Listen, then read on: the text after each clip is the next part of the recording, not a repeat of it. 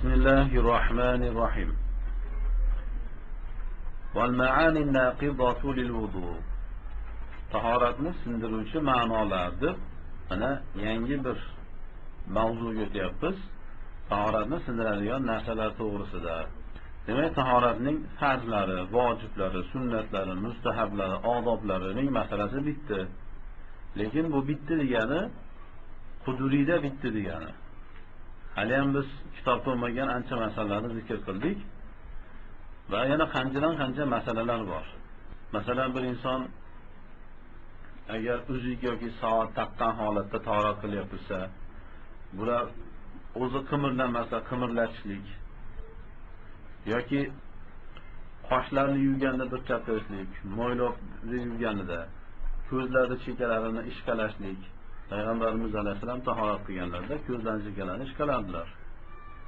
Ko'z chekkasiga ba'zi narsalar to'planishligi mumkin.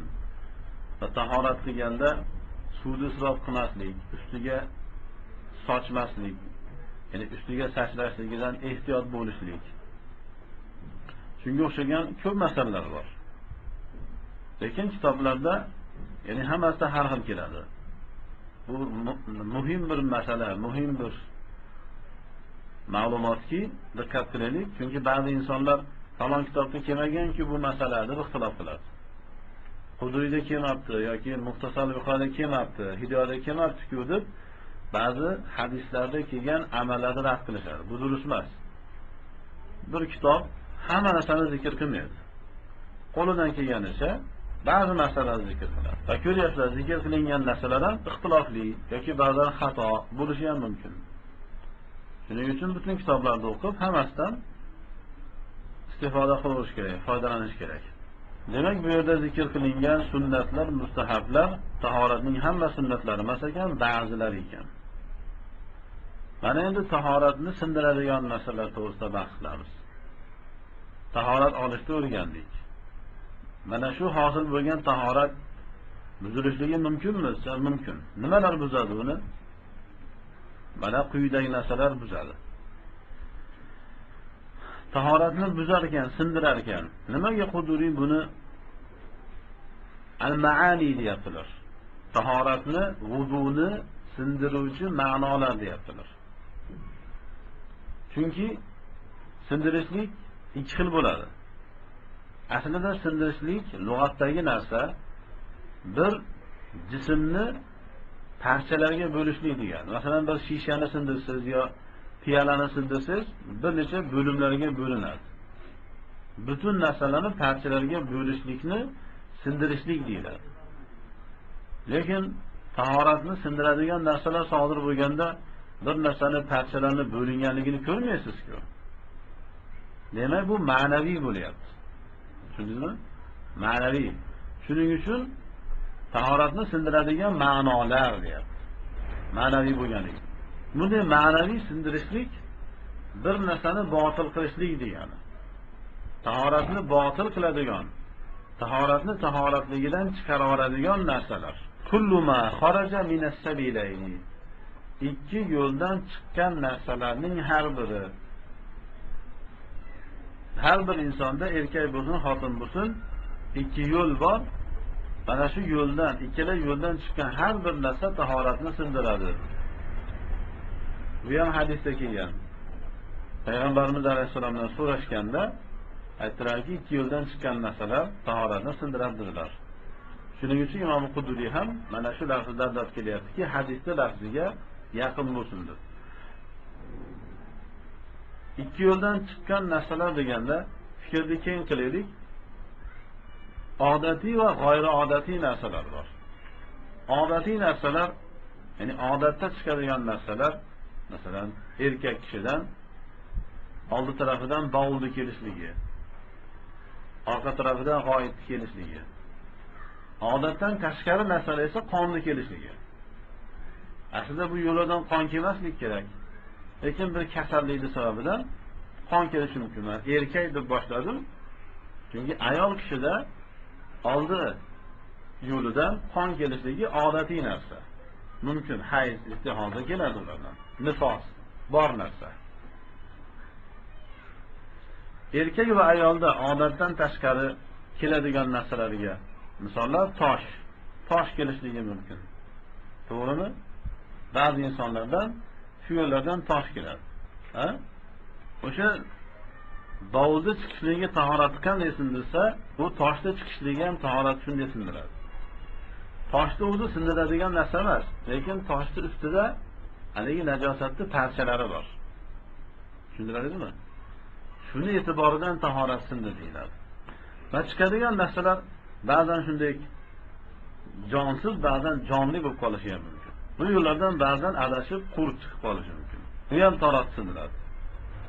Qurt xafa bo'lmasin, men nimaga tahorat sindiraman deb, qurtligidan sindirmaydi. Bu ham hali toshda aytganimizdek, qurt chiqqanda o'zi chiqmaydi-ku. Ustida najosatli parchalari bo'ladi.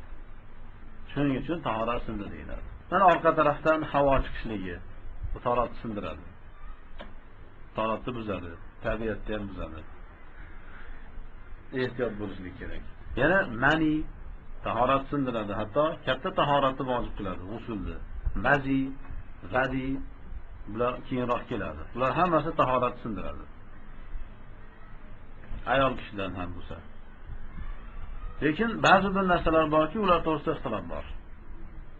Agar oldi tarafdan havo chiqsa, orqadan emas, orqadan havo chiqsa ixtilof yo'q, tahorat sinadi. Lekin oldi tarafdan havo chiqsa-chi, tahorat sinadimi, sinmaydimi? Bunga ixtilof bor. Ba'zi aytadiki, sinadi deydi. Bu ham tahorat sindiradi. Chunki bu ham shu ikkala yo'ldan bittasidan chiqyapti. Ba'zi aytadiki, sindirmaydi deydi. Chunki oldi taraf havo chiqadigan yer emas, orqa tarafga o'xshagan emas. Shuning uchun u yerdan chiqqan havo bu najosat havosi emas. Boshqa narsa. Masalan, erkaklarda shunday bo'ladiki, qanday qilib oldi tarafdan havo chiqadi? Bu boshqasinigidek emas, u ko'p chiqmaydi. Erkak kishini oldi avratida xuddi ichidan bir tosh tushgandek his qiladi. Aslida u tosh emas, havo. Havo chiqib turgan bo'ladi. Odatlanmaganligi uchun inson aziyatlanadi. Shunda havo chiqib turgan bo'ladi. Tosh chiqqanda u ko'proq aziyatlanadi. Shunga ko'pchilik olimlarda qavliga ko'ra tahorat sinmaydi. Ayol kishini oldidan kelsa, ayol kishining ikkita holati bor. Ba'zi ayollar erga tekkandan keyin ular xotin masalan jimoni yaxshi ko'rsa, ko'p jimo qilsa yoki masalan ayollar farzand tuqqanidan keyin, farzand tuqqan vaqtda ham bo'lishi mumkin. Ikkala avrat zohiran birlashib ketadi. Ikkala avrat, oldi avrat bilan orqa avrat zohiran birlashib ketadi, qo'shilib ketadi. Shunda unday ayollar to'g'risida ulamolar yana ixtilof qilishadi. Chunki bu ayolni zohiridan ikkalasi birlashib ketganligi uchun oldidan chiqqan havo balki orqadan kelgan havoyu oldidan chiqqandir. Uniga ta'kidlashadi, tahorat olsin bu deydi. Lekin ikkala yo'li birlashmagan bo'lsa, bunday ayollarning oldi tarafidan kelgan havo tahoratini sindirmaydi. Endi bular bizga bir ajoyib tuyuladi, ba'zan uyalamiz, bunday atrofga ham qarab qo'yamiz. Bo'lsa hammamiz erkakmiz, alhamdulillah. Xotinlar bo'lsa ekan, aytsalar ustoz qanday uyalmasdan gapiryapti.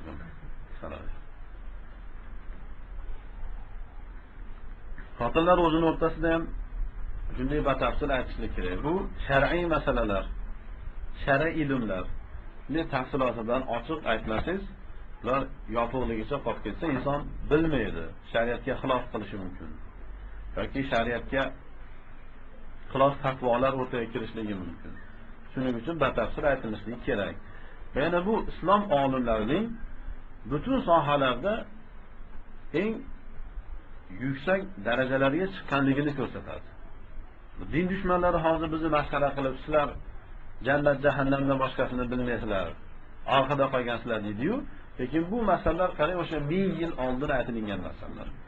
Ulamolarimiz ilmini chuqurligini qarangki, erkak kishini oldi tarafidan kelgan havo bilan orqadan kelgan havoni boshqa-boshqaligini ochiq aytishyapti. Hech qanday bir kompyuter bo'lmagan va insonni ichini tekshiradigan olat, asbob uskunalar bo'lmagan bir vaqtda bu gapni gapirishlik oson emas. Hozir aytish mumkin. Hozir masalan tibbiyot yoki odamshunoslik ilmlari bilan, makinalar bilan, olat asboblar bilan har xil olat asboblar bilan tekshirib turib, bular boshqa yerdan kelar ekan deyishlik oson. Lekin u vaqtda aytishlik oson emas. Endi bu yerda bir savol keladiki, olimlarimiz u zamonda olat asbobsiz, bunday makinalarsiz aytyapti va to'g'ri aytyapti. Bu qanday hosil bo'lyapti desiz? Qur'on hadisga suyanib bo'lyapti. Tushundingizmi? Qur'on hadisda chuqur tushunib, unga suyangan holatda aytyapti. Hozirgi mana fan olimlari hayratda qolishyapti. Vaddamu qon bu ham tahoratni sindiradi. Hanafiy mazhabiga ko'ra. Boshqa mazhablarga ko'ra tahorat sinmaydi qon chiqsa. Val qayhu yiring bu ham chiqsa tahoratni sindiradi. Vasadidu sariq suv. Masalan bir yer yara bo'lgan vaqtda bilasizlar oldin sariq suv chiqadi. Keyin u yer yiringlashligi mumkin. Yiringlangani bu buzilgan qon. Sodid degani sariq suv, o'zi sariq bo'lib chiqadi o'zi. Lekin Hanafiylarda sharti bor. Hanafiylarda mutlaqo emas. Qon chiqdimi tahorat sindi demaydi Hanafiylar. Abu Hanifaning bir shogirdi Imom Zufarning qavli bu. Hanafiylar aytadiki, badandan chiqqan qon, yiring, bular tahorat sindirishlik uchun sharti bor. Iza kharaja minal badani, badandan chiqsa tashqariga. Ya'ni ichkarida bo'lib turgan narsa tahorat sindirmaydi. Ba'zan insonda masalan oshqozonida qonashlik yoki ichaklar ichida qonashlik bo'lishi mumkin. Uni zarari yo'q. Tahorat sindirmaydi. Mana badandan, tashqaridan bo'lish kerak. Tatajawaza ila mawzi'in vaqin chiqqanligi bilan bo'lmayapti. Bir yerga tajovuz qilsa, o'tsa deyapti. Qon bir yerdan chiqib, boshqa yerga o'tsa deyapti. Ikkinchi shart. Yalhaquhu hukmut tathiri. Va qonning oqib o'tgan yeriga tozalashlik, poklashlik hukmi yetsa deyapti. 3 ta shart qo'yilyapti. Shu 3 ta shartlar bo'lsa keyin chiqqan qon tahorat sindiradi, bo'lmasa sindirmaydi. Tushundiringizmi? Demak, Hanafiy mazhabi ham aslida boshqa mazhablarga yaqin bo'lib, ular ham mutlaqo qon chiqishligi tahorat sindiradi deyishmayapti. Bunga diqqat qilish kerak. Ammo bizning mullalarimiz ko'pchiligi insonlarga shunday tushuntiradiki, qon chiqdimi, bas tahorat sindi deyishadi. Shu Hanafiy mazhabi deydi. To'g'ri emas bu. Badandan chiqsin, oqsin boshqa yerga va shu oqib o'tgan yeri poklashlik hukmini oladigan yer bo'lsin. Demak, bir odamdan bir qon chiqdi, ko'tarildi, atrofiga yoyilmadi. Qatib qoldi. Bu odam tahorat sinmaydi Hanafiy mazhabiga ko'ra. Lekin qon otilib chiqyapti, masalan yerga tushyapti. Ammo atrofiga yoyilgani yo'q. U holatda sinadi deb hukm berishadi. Bu poklashlik hukmidan maqsad nima? Tahoratda yoki g'usulda poklashlikka Alloh taolo buyurgan bo'lsin. Masalan, bir insonning ko'zini ichi qonasa, ko'zini ichiga qon yoyilsa, lekin tashqariga chiqmasa, bu odamning tahorati sinmaydi. Nimaga? Chunki ko'zni ichini yuvishlik tahoratda ham, g'usulda ham lozim emas. Shariat buyurmagan uni. Tushundiringizmi? Mana poklashlik hukmi yetmaydigan yerda yoyilyapti qon. Mana ko'rinib turibdi, badan tashqarisi va ko'zning ichi shariatda yuvishlik, tozalashlik talab qilinmagan. Shuning uchun tahorat sinmaydi. Ammo mana burunli ishi yuvishlik tahoratda ba'zilar sunnat, ba'zilar farz deydi. G'usulda ham shunday, ba'zilar farz deydi, burunli yuvishlik, ba'zilar sunnat deydi. Burunli ishiga qon oqsa, tashqariga chiqmasa ham tahorat sindi deyiladi. Lekin tahoratda sinishligi ulamolar shuni ham aytishlik kerakki, zonni masala, qat'iy masala emas. Kimiki qon chiqqanda tahorat sinishligini inkor qilsa kofir bo'lmaydi. Ammo mana bu bovul chiqqanda yoki g'oyib chiqqanda kimiki tahorat sinishligini inkor qilsa, sinmaydi desa kofir bo'ladi. Yuqoridagi masalalar har bir masalaga tatbiq qilinaveradi. Diqqatli bo'laylik, ya'ni ilmiy masalalarga diqqatli bo'laylik. Shunda fikrimiz ochiladi.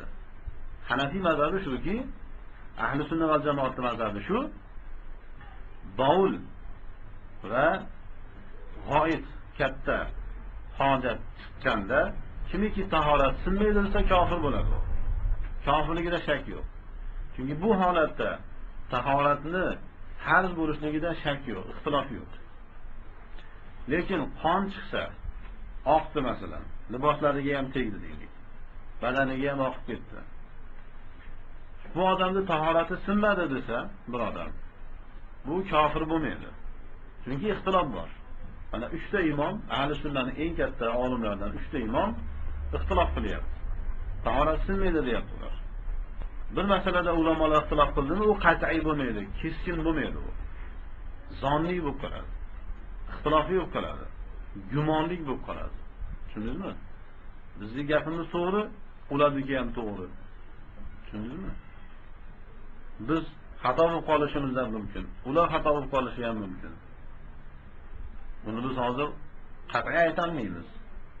Shuning uchun masalan tortishmaslik kerak. Bir odam ya'ni qonchisa tahorat sinmaydi desa, bu inson Hanafiy mazhabidan chiqib qolmaydi. Yoki ahli sunnadan chiqib qolmaydi. Yo dindan chiqib qolmaydi. Ilmi bo'lgan, Qur'on hadisni tushungan va Hanafiy mazhabini bilgan, xolagan Hanafiy olimizdan so'rang. Ayting, men o'zim Hanafiyman, lekin qonchisa tahorat sinmaydi deyapman. Nima bo'ladi? Siz zarari yo'q. Mana katta olimlar, Imom Malik, Imom Shofiy, Ahmad bin Hanbal tahorat sinmaydi deyapti. Zarari yo'q. Sunniylikka ham, mo'minlikka ham, Hanafiylikka ham zarari yo'q. Majburlab chiqarilgan qon to'g'risida hidoyada Burhonida marg'iladilarki, tahorat sinmaydi deydilar. Chunki ba'zi sahobalardan rivoyatlar bor, yuziga chiqqan yoki badanni boshqa yerga chiqqan ba'zi bir kichkina yaralar chiqadi ba'zan. Shularni siqib, ichidagi yiringini yoki qonini chiqarib yuborardi-da, namoz o'qishaverardi. Namoz vaqti bo'lganda tahorat qilishmas edi. Qarang, masalan, ba'zi yaralar bor, shuni siqib tashlagan vaqtingizda ko'p qon chiqadi, ko'p oqadi. Shuni sahobalar artib tashlab, namoz vaqtida namoz o'qiyorardi. Shuni mana Burhoniddin Marg'iloniy, qarang, hidoyani sohibi aytibdilarki, tahorat sinmaydi deyaptilar-ku. Qon chiqib oqyapti-ku mana. Lekin o'zi chiqarilganligi uchun. Demak, Hanafiy mazhabida ham qon chiqsa tahorat sinadi degan masala, ya'ni qisqartirilgan masala, kengaytirilgan masala emas. Har qanday holatda tahorat sinadi degani emas. Shuning uchun o'tgan darsda ham tushuntirdim. Bir inson tishini kavlayapti, tishini kavlagan narsa cho'p, qip-qizil bo'lib chiqdi. Ammo qon oqqani yo'q og'zida, tishlar orasida qon oqmayapti.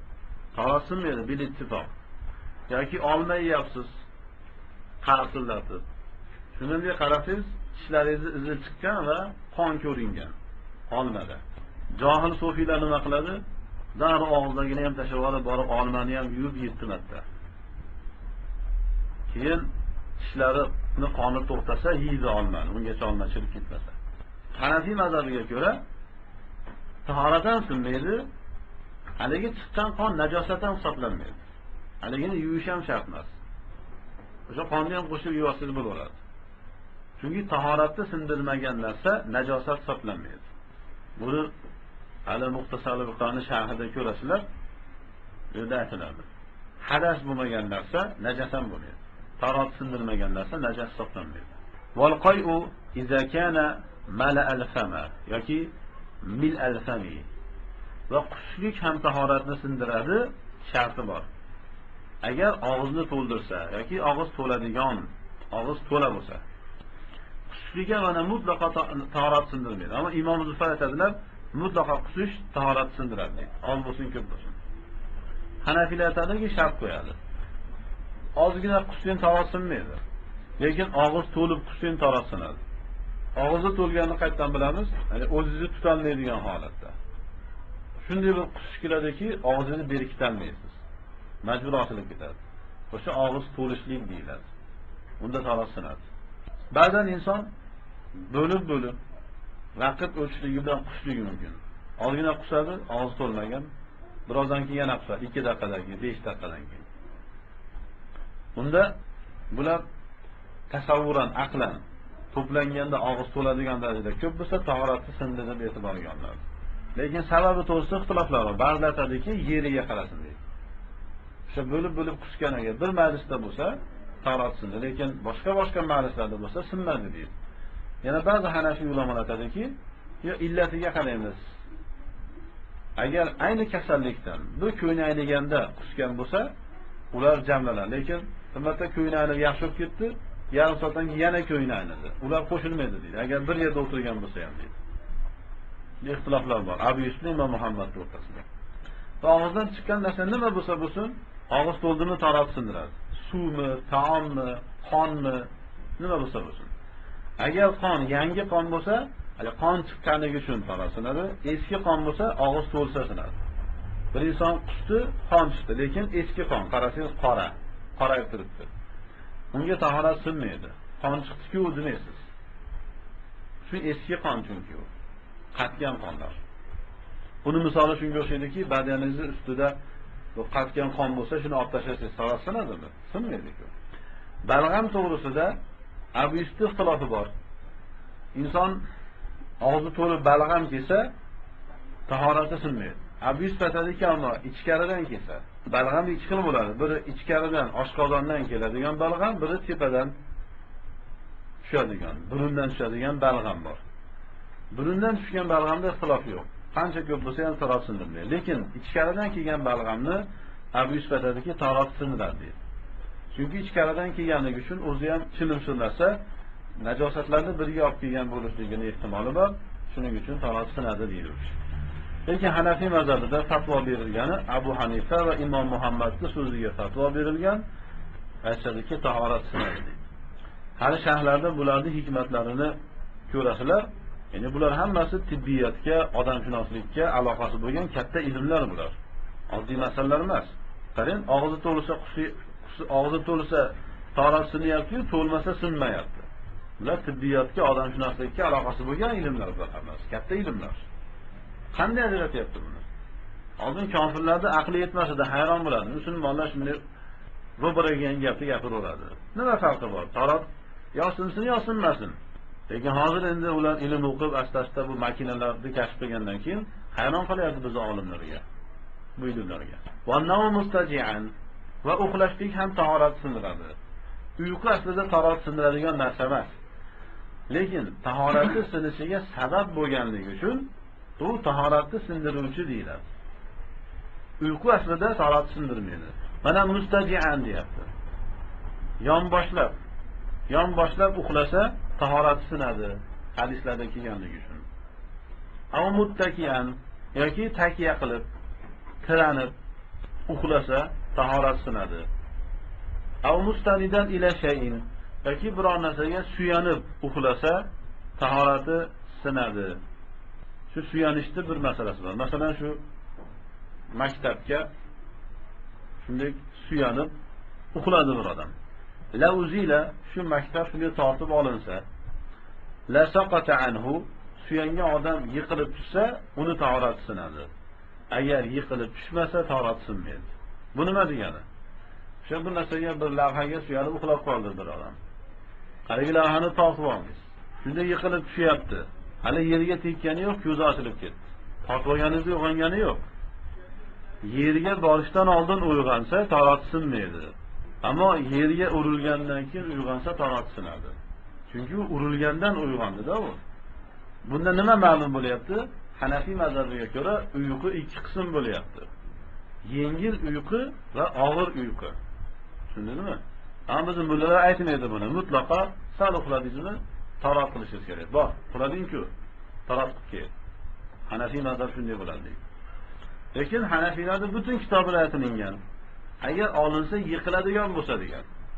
Mana hadislarda keladi, ba'zan sahobalar namoz ichida uxlab qolishar edi. Hanafiy mazhabining butun fatvolarida bor. Bir inson namoz o'qiyapti, rukuga borib uxlab qoldi rukuda. Tushundingizmi? Aniq uxladi. Balki hurraga motvordi. Lekin ruku holati sunnatga muvofiq holatda turibdi. Shalpayib qolgani yo'q. yo sajdaga borganda uxlab qolsa, sunnatga muvofiq turibdi, yerga yopishib qolgani yo'q. Tushundingizmi? Bu odamning tahorati sinmaydi. Hanafiylarda butun fatvolarda keladi. Agar shu sajdada turib qurdoq yotyapti, uxlayapti. Ammo sajdani sunnatiga muvofiq turib, qo'llari ko'tarilgan holatda turib. Ammo yalpayib qolgan bo'lsa, buni taratsinadi. Demak, Hanafilar uyquni ikki qismga bo'lyapti. Yengil uyqu, og'ir uyqu. Uyqusirash emas. Uyqusirash boshqa narsa. Uyqu keladi, uyg'onib ketaveradi. Uni uyqusirash deydi, uyqu emas. Uyqu aniq uxlab qoldingiz, uxlagansiz. Ammo yengil. Unga taratsinmaydi unga. Bil ittifoq. Nimaga? Chunki aslida bu haligi ikki yo'lni masalasiga bog'liq. Odam og'ir uxlagan vaqtida o'zidan chiqqan narsalarni bilmay qoladi. Havo chiqib ketdimi, suv chiqib ketdimi, uni bilmay qoladi. Shuning uchun taratsinni deyiladi. Lekin hali yengil uxlab tursangiz, agar havo chiqib ketsa, yengil uxlagan odam biladi-ku o'zidan havo chiqqanligini. Bu najosatni chiqishiga bog'liq. Uxlagandan keyin inson shunday shalpayib qoladi-da, butun bo'g'inlari bo'shashib qoladi. Chiqdimi, chiqmadimi bilmaydi. Ammo yengil uxlagan odam ba'zan eshitib yotadi-ku, uxlayapti, eshityapti. Nima deyapti odamlar? Unga taratsinmaydi. Wal ghalabatu 'ala al-aqli bil ighma'i wal jununu. Behushlik bilan, o'zidan ketishlik bilan aqlga g'olib bo'lishlik ham tahoratni sindiradi. Bir odam o'zidan ketib qoldi. Buni taratsinadi. Nimaga? Chunki bu uxlashdan ko'ra og'irroq. O'zidan ketgan odam hech bilmaydi nima bo'lyapti. Wal jununu, buni wal jununi deb o'qimaylar. Ba'zilar bil ig'ma'i wal jununi deb jununni ig'moga atf qilishadi. Wal jununu al g'alabatuga atf bo'ladi aslida. Qarang, fuqaholarimiz ajratyapti. Behushlik, o'zidan ketishlik bilan jinnilikni ajratishyapti. Behush odamning aqli bo'ladi, lekin aqli mag'lub bo'lgan. Shuni butun fatavolarda shuni mana hoshiyasida ham aytgan. Abdulhal Eknami aytibdilar, ig'ma degani huwa kama fi at-tahrir degan kitobimizda kelgandek afatun fil qalbi aw ad-dimaghi. Insonning qalbidagi yoki dimog'idagi, miyasidagi bir ofatdir, kasallikdir deyapti. Behushlik degani. Tu'attilu al-quwa al-mudrikata wal-muharrikata an af'aliha ma'a baqa'il aqli maghluban. Bu kasallik insondagi idrok qiluvchi va harakatga keltiruvchi quvvatlarini ishdan chiqarib yuboradi. Aql mag'lub bo'lib qolishligi bilan birgalikda. Ya'ni sizni ishdan chiqarib qo'yadi xolos, lekin aqlingiz bor. Aqlingiz mag'lub bo'lib qolgan. Aqlingizga g'olib bo'lgan u, lekin aql bor. Tushundingizmi? Shuning uchun o'zidan ketib qoldi deyiladi. Qarang, behushlikni nimaligini, yo qalbdan yo miyadan bo'lishligini eskidan biz ulamolarimiz aytgan bu. Islomiy ilmlar, fiqh ilmlari qarang har bir masalada eng mohir suratda bahs qilyapti. Ammo jinnilik esa bu aqlni ketishligi. Jinnida aql bo'lmaydi. Tushundingizmi? Bir odam jinnimi, devonami, uni aqli bo'lmaydi. Shuning uchun bir soppa-sog' yigit aqlga xilof ishlarni qilsa jinnimisan deydi. Sen devonamisan deydi. Jinnilik ishini qilyapti-da. Jinni emasdan-ku, shuning uchun jinnilarning ishini qilmagin deydi. Val junun aqlni ketishligidir. Bir odam jinni bo'lib qolsa, uni ham taratsinadi. Chunki u ham bilmaydi o'zidan chiqqan narsalarni. Wal qahqahatu fi kulli salatin zati ruku'in va sujudin. Har bir rukuli va sajdali namozda qahqaha bilan kulishlik ham tahoratni sindiradi. Qahqaha nima degani? Bu yerda rukuli va sajdali namozda deyapti. Rukusiz namoz ham bormi? Uni janoza namozi. Qiyomdan iborat. Ruku sajdasi yo'q. Bu kishi janozani chiqaryaptilar. Rukuli sajdali namozlarda qahqaha bilan kulsa deyaptilar. Shu odamni tahorati sinadi deyapti. Ruku va sajda egasi sohibi bo'lgan namozda bo'ladi. Lug'aviy tarjimasi, buni fasohatli tarjimasi rukuli va sajdali namozda. Nimaga janozani ajratyapti? Janoza namozmi, namoz emasmi? Namoz. Xo'sh, namoz deylik. Nima uchun janoza namoz bo'lsa, janozada qahqaha bilan kulganda tahorat sinmayapti. Namozi buziladi-yu, tahorat sinmaydi. Masalan, bir Hanafiy odam janozada kulib yubordi. Tushundingizmi? o'zi janozada qabristonda kulishlik joiz emas, gunoh. Xususan janozada kulyapsiz, balki o'likni egalari ursa sizni. Keyin kuldirishadi, keyin siz aytadi, kuldiramiz hali seni deydi. Durust emas, joiz emas. Hamma yig'lab xafa bo'lib o'tirsa, siz kulib o'tir. Xususan namozda. Lekin shunda mana tahorat sinmayapti, namoz buziladi. Boshqatdan niyat qilib namozga qo'shilib ketaverasiz, tahorat sinmaysiz. Nimaga? Hanafilar aytadiki, aslida kulish tahorat sindirmaydi. Kulsa ham sinaveradimi tahorat? Aslida sinmaslik kerak. Chunki kulgan bilan ya'ni ko'pincha chiqmaydi-ku, ba'zan kulsa chiqib ketadi-yu. Ammo ko'pincha chiqmaydi. Ba'zi insonlar kulsa yoki yig'lasa chiqib ketib qoladi. Yo qo'rqsa, qo'rqqanidan. Ular kamdan kam bo'ladi. Endi uni deb qo'rqsa ham tahorat sinadi, kulsa ham tahorat sinadi, yig'lasa ham tahorat sinadi deyilmaydi-ku. Aslida sindirmaslik kerak. Lekin bir hadisda Payg'ambarimiz alayhisalom sahobalardan namoz o'qiyaptilar. Bir a'robiy ko'zi ko'r odam masjidga kirdi. Bir chuqur bor edi, shunga yiqilib ketdi. Qancha hunig yiqildi. O sahobalar ko'rdi namozda, uni keyin ba'zi sahobalar kulib yuborishdi. Sahobalar ham inson edi. Birdaniga ular farishta o'qigani yo'q. Asta-asta tarbiya topdi. Sizlar ham xafa bo'lmanglar, biz nimaga sahobalarga o'xshamayapmiz deb. Asta-asta yaxshi bo'lib ketadi. Birdaniga bo'lmaydi. Birdaniga bo'lganlardan qo'rqing. Sahobalar kulib yubordi. Ba'zilar kulmadi albatta. Hammasi kulib yuborgani yo'q. Birdaniga xo'r bo'lib. Ba'zilari kuldi, ba'zilari kulmadi. Namozdan keyin Payg'ambarimiz alayhisalom aytdilar, kimiki kulgan bo'lsa, tahoratini ham boshqatdan qilsin, namozini ham boshqatdan o'qisin dedilar. Shu hadisda Hanafiylar aytadiki, demak, namoz ichida kulsa tahorat sinargan. Lekin aslida kulishlik tahorat sindiruvchi bo'lmaganligi uchun biz faqatgina shu namozga xoslaymiz. Janozaga va boshqa holatlarda tahoratni sindiradi deb aytmaymiz. Bir odam masalan sajda oyatini o'qidi, sajdaga bordi-da, sajdada kulib yubordi, Alloh saqlasin. Esiga chiqib ketdi. Shayton bir yomon azalatiga savolni kulib yubordi haqalab. Uni ham tahorat sinmaydi. Boshqatdan sajda qilish kerak bo'ladi-yu, lekin tahorat sinmaydi. Qani Hanafiylar buni chegaralashyapti. Bu ilmga dalolat qiladi. Hanafiylar o'zlari e'tirof qilyaptiki, aslida kulish tahorat sindirmaydi deyapti. Qanchalik kulsa kulsin. Shu darajada kulsizki, butun shaharni boshiga ko'tarib yuborsiz. Hamma hayron qoladi. Buni aytganimiz sababi boshqa uchala mazhabda tahorat sinmaydi. Namozda bir odam kulib olsa, boshqa uchala mazhab aytadiki, Shofiylar, Malikiylar, Hanbaliylar buni tahorat sinmaydi, namozi buziladi deydi. Boshqatdan o'qisin deydi. Hanafiylar aytadiki, biz sunnatga ergashdik, hadisga ergashdik deydi. Mana ba'zi bir masalalar bor. U uchala mazhabda bir ayol kishini ushlasangiz tahorat sinadi, Hanafiylarda sinmaydi. Buni ixtirofli masalalar bor. Ular biz bu kulish masalamizga hurmat bilan qaraganda, biz ularni ham masalasiga hurmat bilan qaraylik. Ularda ham hadisdan dalillari bor. Yoki bir erkak yoki xotin o'zini avratini ushlasa, uchala mazhabga ko'ra tahorat sinadi, Hanafiylarga ko'ra sinmaydi. Buni ixtirofli masalalar bor. Hanbaliylarga ko'ra bir inson tuyani go'shtini yesa, tahorat sinadi. Bo'lishi mumkin. Hadislarda kelgan. Biz ham hadisda kelgan deb oldik, ular ham hadisda kelgan deb oladi. Bunda ixtilofli masalalar bor. Hammasi to'g'ri. Va yana bu balog'atga yetgan bo'lsin. Yosh bola kulib olsa tahorat sinmaydi. Yosh bola namozda kulib oldimi, boshqatdan boshlaydi namozini. Lekin tahorat sinmaydi. Chunki mukallaf emas.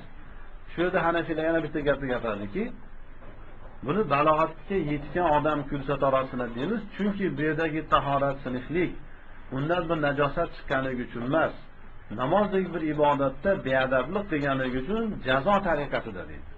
Tushundingizmi? Demak, Hanafiy mazhabiga ko'ra ham qahqaha bilan kulgan odamni aslida tahorat sinmaydi-yu, lekin shar'an jazo berilib, siyosatan qaytib namozda kulmasligi uchun bor boshqatdan tahorat qilinyapti. Demak, shuning uchun ko'p aytamanki, ko'rala mazhabning o'rtasidagi ixtiloflar lafziy ixtiloflar. Uchala mazhab aytadi, kulsa tahorat sinmaydi deydi. Ba'zi masalani tushunmaganlar Hanafiylar sinadi deb aytadi deydi. Aslida Hanafiylar ham sinadi demaydi. Lekin bu qattiq beadablik qilganligi uchun bunga jazo tariqasida bor boshqatdan tahorat qilindingizmi? Mana yosh bolada sinmayapti. Nimasi? Chunki yosh bola mukallaf emas. U jazoga loyiq emas hali. Unga qanday jazo beramiz? Hali mukallaf emas-ku. Shariat unga biror narsani hali vojib qilgani yo'q. shariat vojib qilmagandan keyin biz unga jazo bera olmaymiz. Lekin tarbiya masalalarida yosh bolalarga jazo bersangiz bo'laveradi. Endi qahqaha nima? Ixtirob bo'ldi olimlarning o'rtasida. Yonidagi odamlar eshitadigan darajada kulsa, buni qahqaha deyiladi. Yonidagi odamlar. Bu halab og'zini to'ldirib, tillatishni ko'rsatib kulish shart emas. Yonidagi odamlar eshitsa, uni qahqaha deyiladi. Lekin ovoz chiqdi, o'zi eshitdi, yonidagilar eshitmadi. Uni zehkun deyiladi. Dod bilan zehkun. Bu tarat sindirmaydi, lekin namozni buzadi. Bu odam namozda kuldi, o'zi eshitdi, boshqalar eshitmadi. Namozi buziladi, tarati buzilmaydi. Boshqatdan boshlaydi namoz. Uchinchisi bor tabassum. Tabassum qilyapti. Tishlari ko'rinyapti, og'zi ham ochilib ketyapti. Hech qanday ovoz chiqqani yo'q. Uni tarati ham sinmaydi, namozi ham buzilmaydi. Ammo tabassum ikki xil bo'ladi. Agar namozda jannat oyatlari o'qilganda jannatni eslab turib, jannatga borishingiz, hurlarni ko'rishligingizni eslab tabassum qilsangiz yaxshi. Ammo namozdan tashqarilarni o'ylab tirjayib turganmisiz? Bu tirjayishlik joiz emas. Chunki namozda xushu qilishlik kerak. Mo'minlarning sifati bu. Namozlarda xoshi, xushu qiluvchi bo'ladi. Qo'rqqan holatda turish kerak. Ba'zi olimlar aytadiki, namozdan tashqarida ham bir inson qahqaha bilan kulsa, boshqa tahorat qilsin deydi. Adaban, odob deydi uni. Farz, vojib, sunnat emas. Nimaga? Chunki payg'ambarimiz alayhisalom butun hayoti bo'yicha qahqaha bilan kulmaganlar. Ovozini baland ko'tarib kulmagan. Siz kulvasiz, payg'ambarimiz sunnatiga xilof qilganligingiz uchun bir tahorat qilib oling deyshadi, bir jazo.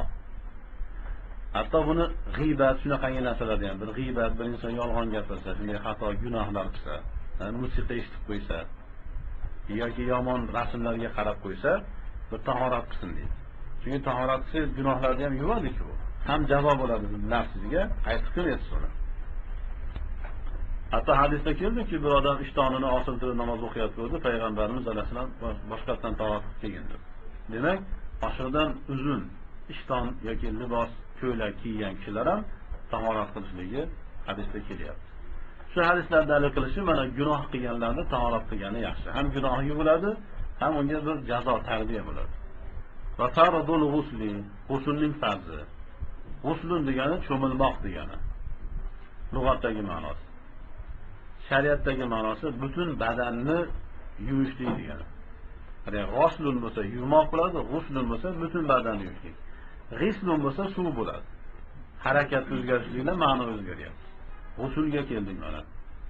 Kichkina tahorat, bitta va katta tahorat. Bu yerda savol keladiki, ey Imom Quduriy, nimaga siz oldin kichkina tahoratni, keyin esa katta tahorat zikr qildingiz? Avval katta tahorat zikr qilib, keyin kichkina tahorat zikr qilsangiz bo'lmasmidi desiz? Aytadiki, men Qur'ondagi tartibga rioya qildim dedi. Qur'onda o'qisangiz, avval tahorat masalasi keladi, keyin g'usl masalasi keladi. Yana uning ustiga tahorat masalasi ko'p uchraydigan narsa. G'usl masalasi kam uchraydigan narsa. Shuning uchun ko'p uchraydigan narsani keltirdik. Kam uchraydiganni ikkinchi bo'lib keltirdik. G'uslning farzi Hanafiylarga ko'ra 3 tadir. 3 ta farzi bor. Al-mazmazatu, og'iz chayqashlik, valistinshoqu, burun chayqashlik, va ghusl sa'il badani, badanning qolgan yerlarini mukammal yuvishlik. Mana 3 ta farz. Shofiylarda esa niyat farz, lekin og'izdan burunni chayqashlik ularda farz emas. Ularda sunnat deyiladi. Hanbaylarda farz. Molikiylarda ham farz emas. Badanni hammasini yuvishlik butun mazhablarga ko'ra, butun ahli sunnat va jamoatga ko'ra farzdir. Shu badanni tashqarisi hammasi yuviladi. Badan ichkarisi va tashqarisi deb ikki qismga bo'linadi. Tashqari deyilgan hammasi yuvilishligi farzdir. Demak, g'usulda ham vojib masalasi kelib chiqdi.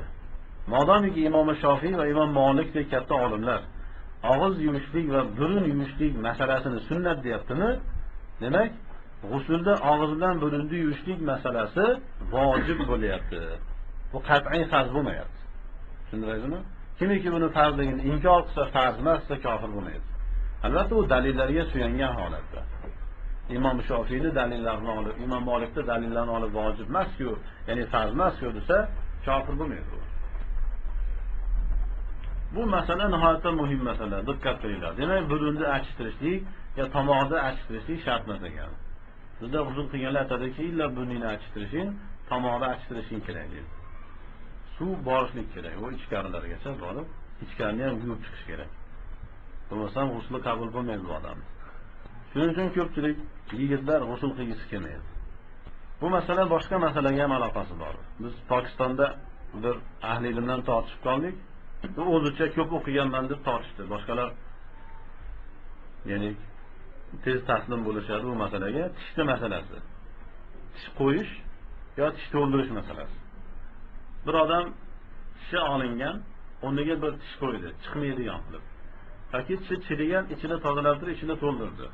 Shuni masalasi qanday? Ba'zi mullalar aytadiki, bo'lmaydi deydi. Joiz emas deydi. Chunki nimaga siz g'usulda og'izda chayqashlik farz ko'rdingizlar. G'usulda og'izda chayqashlik farz Hanafiylar va Hanballarga ko'ra. Ichini to'ldirsangiz yoki tish qo'ysangiz, uni tagiga suv bormaydi. Va suvni borishligidan man qilyap turgan narsa sizni tishingizdan boshqa narsa, xorijiy narsa. Va bu o'zingiz qabul bo'lmaydi, natijada haligi nopok qoladi. G'uslingiz qabul bo'lmaydi. G'usul qabul bo'lmagandan keyin nopoklikcha, junublikcha qolasiz. Junub holatda namoz o'qib yurgan bo'lasiz. Qara gunohini kattaligini deydi. Shuning uchun bo'lmaydi deydi. Ammo mullalarning gapiga ham diqqatli bo'linglar. Ularning gaplarining tagida gap bor.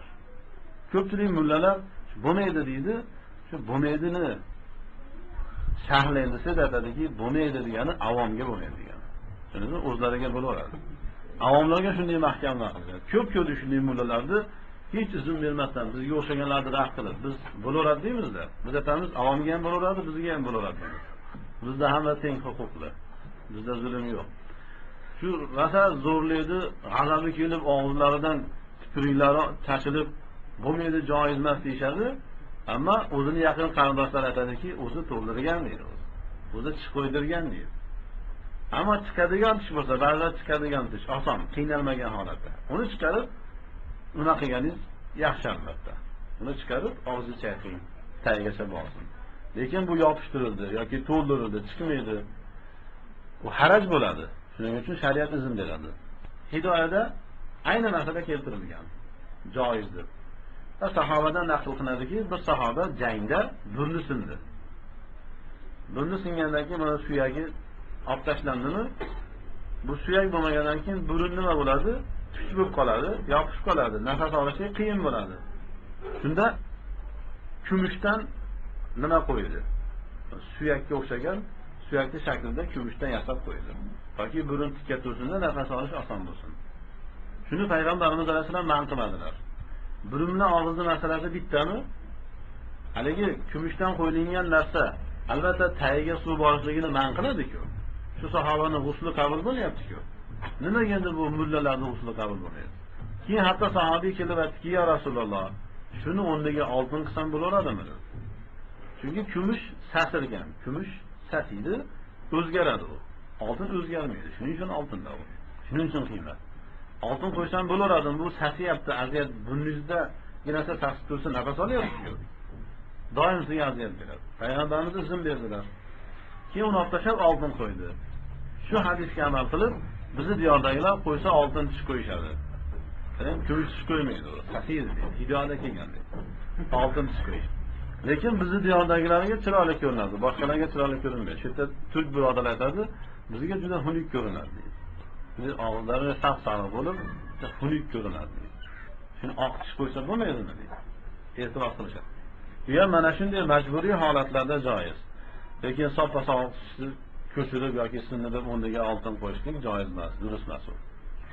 Hidoyada shu masala keldimi, undan ham oltinni qo'ysa joizligi, kumushni qo'ysa ham joizligi yoki boshqa joiz bo'lgan narsalarni qo'ysa bo'laveradi va o'shanda tagiga suv bormasa ham g'usliga zarari yo'qligi ma'lum bo'lyapti. Mana mullalarimiz mana o'zimizni Hanafiy mazhabiga xilof qilishyaptilar. Shu masalani aytdim. Keyin oxir aytdimki, masalani siz haqiqatini bilsiz, shu Pokistonda tortishgan kishiga aytdim, masalani haqiqatini bilsiz, siz mutaassiblik qilib odamlarni qiynamas edingiz. U ham aytibdi-da, falon kitoblarda kelgan ular ham katta olimlar-ku dedi. Keyin aytdim, agar siz olim bo'lsangiz, gapni eshiting dedim. shu g'usuldagi burunni og'izni chayqashni masalasi nima? Farz. Shofiylar, Molikilarga ko'ra sunnat. Demak bu zonniy farz bo'ldi. Buni farzligi ham qat'iy emas. Masalan, men buni sunnat deyishim mumkin.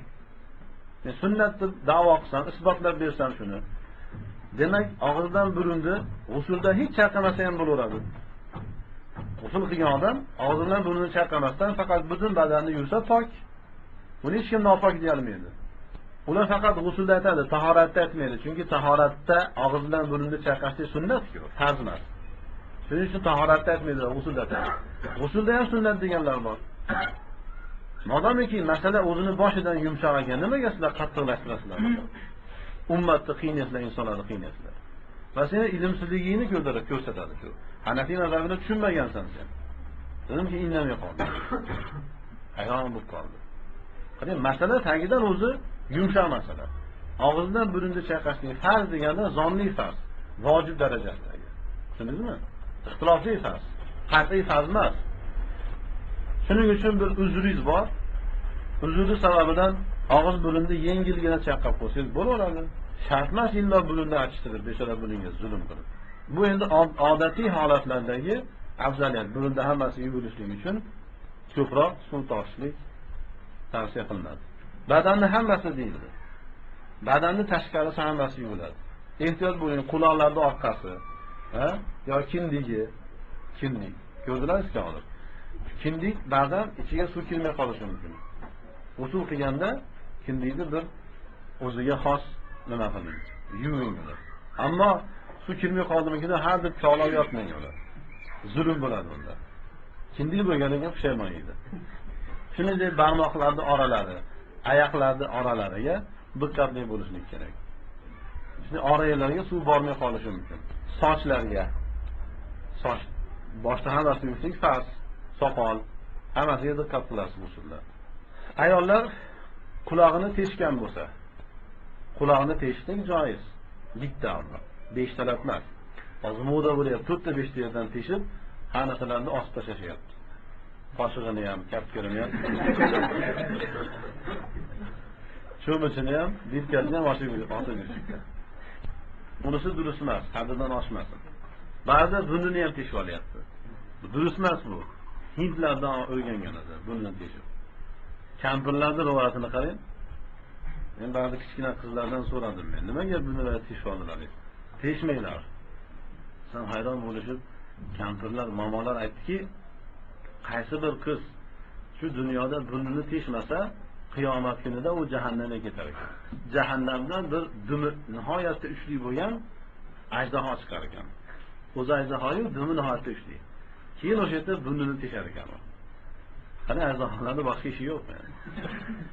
Ularda burnini teshib chiqdi. Shuncha namoz o'qimaganlarning ishi yo'q ajdaho. Qur'on o'qimasa ishi yo'q. G'iybat qilsa, urushtirsa odamlar, unda ishi yo'q-da, burnini teshmagan qizlarni borib burnini teshib qo'yar ekan. O'zi botil amal. Hindlardan kelayotgan botil amal, yana botil qilsalarni qarang. Odamlar din deb yuribdi. Botil joiz emas. Burnini teshmasin. Qolsin shu sog'ligi yaxshi bo'ladi. Mana xotinlar endi qulog'ini teshdi. Qulog'i teshik. Buni shunday ishkal edi. Ustidan ishkalasdan bas kifoya.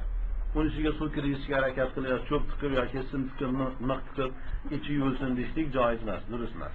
Hozir keyinroq keladi bir masala, xatna masalasi. Xatna qilishlik, ya'ni erkaklarda zakarini, shapkasini olib qo'yishlik. Bu Hanafiy mazhabiga ko'ra sunnat, sunnat muakkada. Shofiylarga ko'ra farz. Shuning uchun Shofiylar aytadiki, kimiki xatna qilingan bo'lmasa, zakarning shapkasi olingan bo'lmasa, Shofiylarda farz bo'lganligi uchun ular aytadiki, kimiki xatna qildirmasa, zakarning shapkasini olmasa, shapkaning tagiga suv bormaydi. Usulda uning tagiga suv borishlik kerak edi. Bormaydi, pok emas. Namozi ham durust emas, o'lganda janozasi ham durust emas. Xatna qilinmagan bo'lsa, unga janoza o'qimaydi Shofiylar. Shuncha achchiq yomonlar. Lekin Hanafiy ulamolar aytadiki, bu shapkani masalasi holatiga qaraydi. Agar shapkani qiyshaytirishni yo'li bo'lsa, yopishib qolgan bo'lmasa, qiyshaytirsin, tagini yuvsin deydi. Ochib.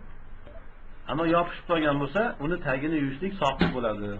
u odamning g'usliga zarari yo'q. Qani odamlar qo'rqitadi, Hanafiy mazhab og'ir mazhab, bo'lmasa eng yengil mazhab Hanafiy mazhab. Shofiiylar aytadi, yo'q, yopishganmi, yopishmagan biz qiziqtirmaydi bizni deydi. Shapkani illa chiqarish kerak deydi. Farz deydi. Hanafiylar aytadi, yopishgan bo'lsa nima qilasan, qiynaladi. Qo'y soniga, bas. Haraj, Alloh taolo dinda haraj qilmadi. Qiynalyaptimi, bas. Qo'ldan kelganicha tagini yuvishga harakat qilsin, bo'lmasa qolib ketaveradi. Nima qilamiz endi? Bizda masalan eshitib qolamiz, hali ruslar islomga kirsa, uni hadla qilishibdi deydi. Bu durust emas, joiz emas. Masalan bir yoshi katta odam islomga kirsa, yo o'zi hadla qilsin, o'zi kessin yoki xotini kessin. Boshqalar uni zakariya qarashligi durust emas. Bir odam masalan biz qaramasdan kesamiz desa, ishonmaymiz unga. Xatarli ish. Kallasini kesib olsa, tagidan kesib olsa, chapkasini kesamiz. Aytadi, bu shunday kelsa kallasini olib ketdi. Shunday qilib qo'ysa bo'ladi, bechora bu.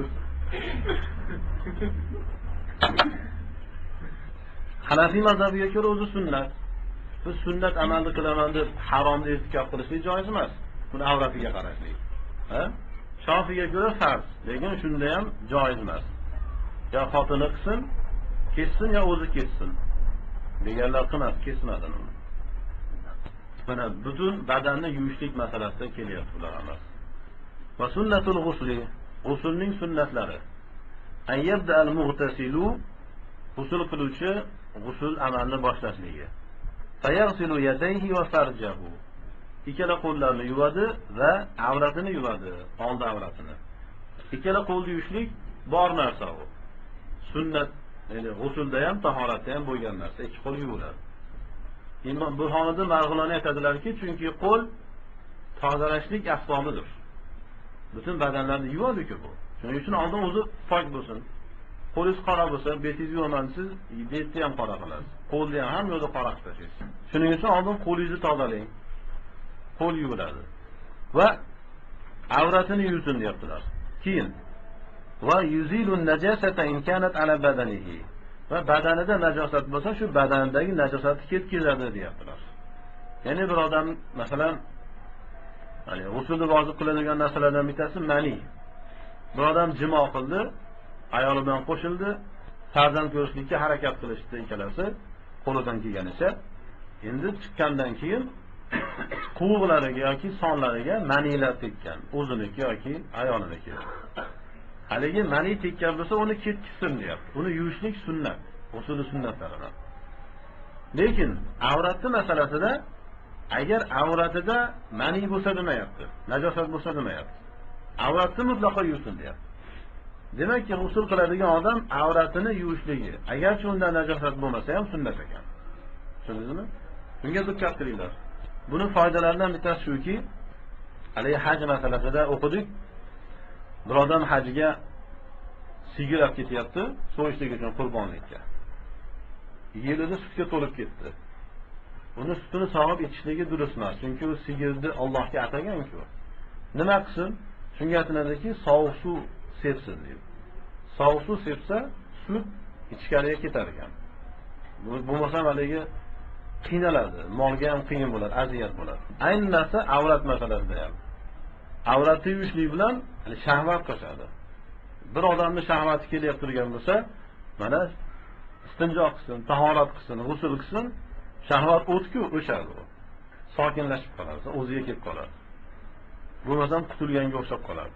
Ko'zlari qonga to'lib. Va boshqa hikmatlari bor. Avratdan najosat bo'lmasa, uni yuvishlik sunnatdir. Bu istinjo qilayotgan vaqtda bo'lyapti. Buning hikmatlaridan bittasi shuki, hammomga kirishdan oldin bo'ladi bu. Agar bu ishlarni qilmasdan to'g'ri hammomga kirib ketsangiz, unda haligi badaningizdagi najosat pastga tushadi-da, hammomda suv ko'p-ku, suvga aralashib, hammomning yeri hammasi najosat bo'ladi. U atrofga sachraydi, devorlarga, siz ustingizga, kiyimingizga sachraydi.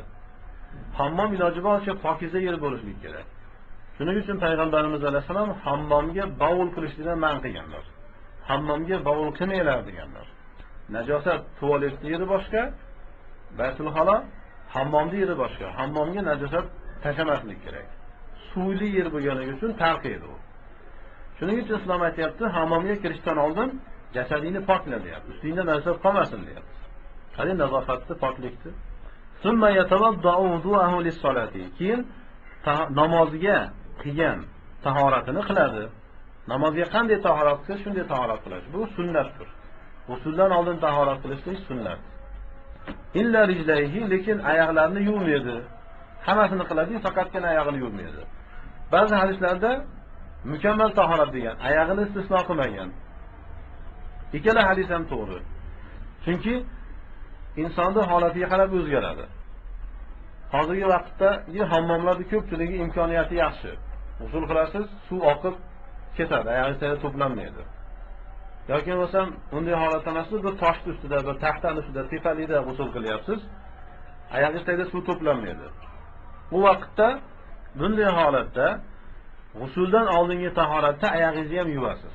Sunnat shu. Bu hadisga amal bo'ladi. Lekin g'usul qilganingizda oyog'ingizga suv to'planadigan bo'lsa, unda nariga hadisga amal qilib tahorat qilasiz, oyog'ingizni yuvmaysiz. Chunki oyog'ingizni yuvganingizning ma'nosi yo'q. G'usul qilganingizda oyog'ingizga suv to'planadi-ku, oyog'ingiz baribir yana kirlanadi. Bu yerda bir masala bor. G'usulni boshlaganingizda tahoratda yuvganlaringizni qaytarib yuvishligingiz shart emas. Masalan, tahoratda og'iz burunni chayqadingiz-ku, hammomga kirganda yana og'iz burunni chayqashlik kerak emas. Tahoratda chayqaganingiz kifoya qiladi bunga. Yuzingizni yuvdingiz yaxshilab, usulda takror yuzingizni yuvishligi shart emas. Qo'lingizni yuvdingiz, oyog'ingizni yuvdingiz, shart emas ular. Lekin yuvganda yana hammasini barobar yuvib ketsin, bo'laveradi u. Lekin uni masalan soqit bo'ldi, poklandi. Yuz pok bo'ldi. Summa yufidul ma ala ra'sihi va ala sayri badanihi salatan. Keyin suvni boshiga va badanning qolganlariga 3 martadan quyadi deyapti. G'usulni boshlaganda albatta g'usul qilishlikning odoblari bor. Hech kim bo'lmagan yerga borib sho'miladi. Lungida bo'lgani, etakda bo'lgani afzalu, lekin hech kim ko'rmaydigan bir hammomda yoki bir xonada yuvinyapsiz yoki yerda yuvinyapsiz. Unda onadan tug'ilgandek holatda bo'lsa, zarari yo'q. Ba'zi mullalar shuni ham qiyin qilib, hech kim bo'lmagan hammomga kirsa ham etak bo'lsin deydi. Lungi bo'lsin, bo'lmasam fosiq bo'lasan deydi. Bu to'g'ri emas bu gaplar, xato gaplar. Umumiy hammomlarga aytilgan. Umumiy hammomga kirganda inson etagi bo'lmasa durust emas. Umumiy hammomlarga kirsa, agar ular taqvo ahllari bo'lsa bo'ladi, hammasi avrati berk bo'lsa, umumiy hammomga kirsa bo'ladi. Lekin fosiqlar bo'lsa, umumiy hammomga kirishligingiz joiz emas. Siz avratingizni berkitganingizda ular avratini berkitmagan. Yurishibdi. Yaqindaqa yugurishib. Hammasi qilib yalang'och. Joiz emas-ku. Qaramayman desam, ba'zan hayron bo'lib ko'z tushib ketib qoladi. Ana bu yerda oldin mana boshidan qo'ysin. Payg'ambarimiz alayhisalomning sunnatlari har xil kelgan.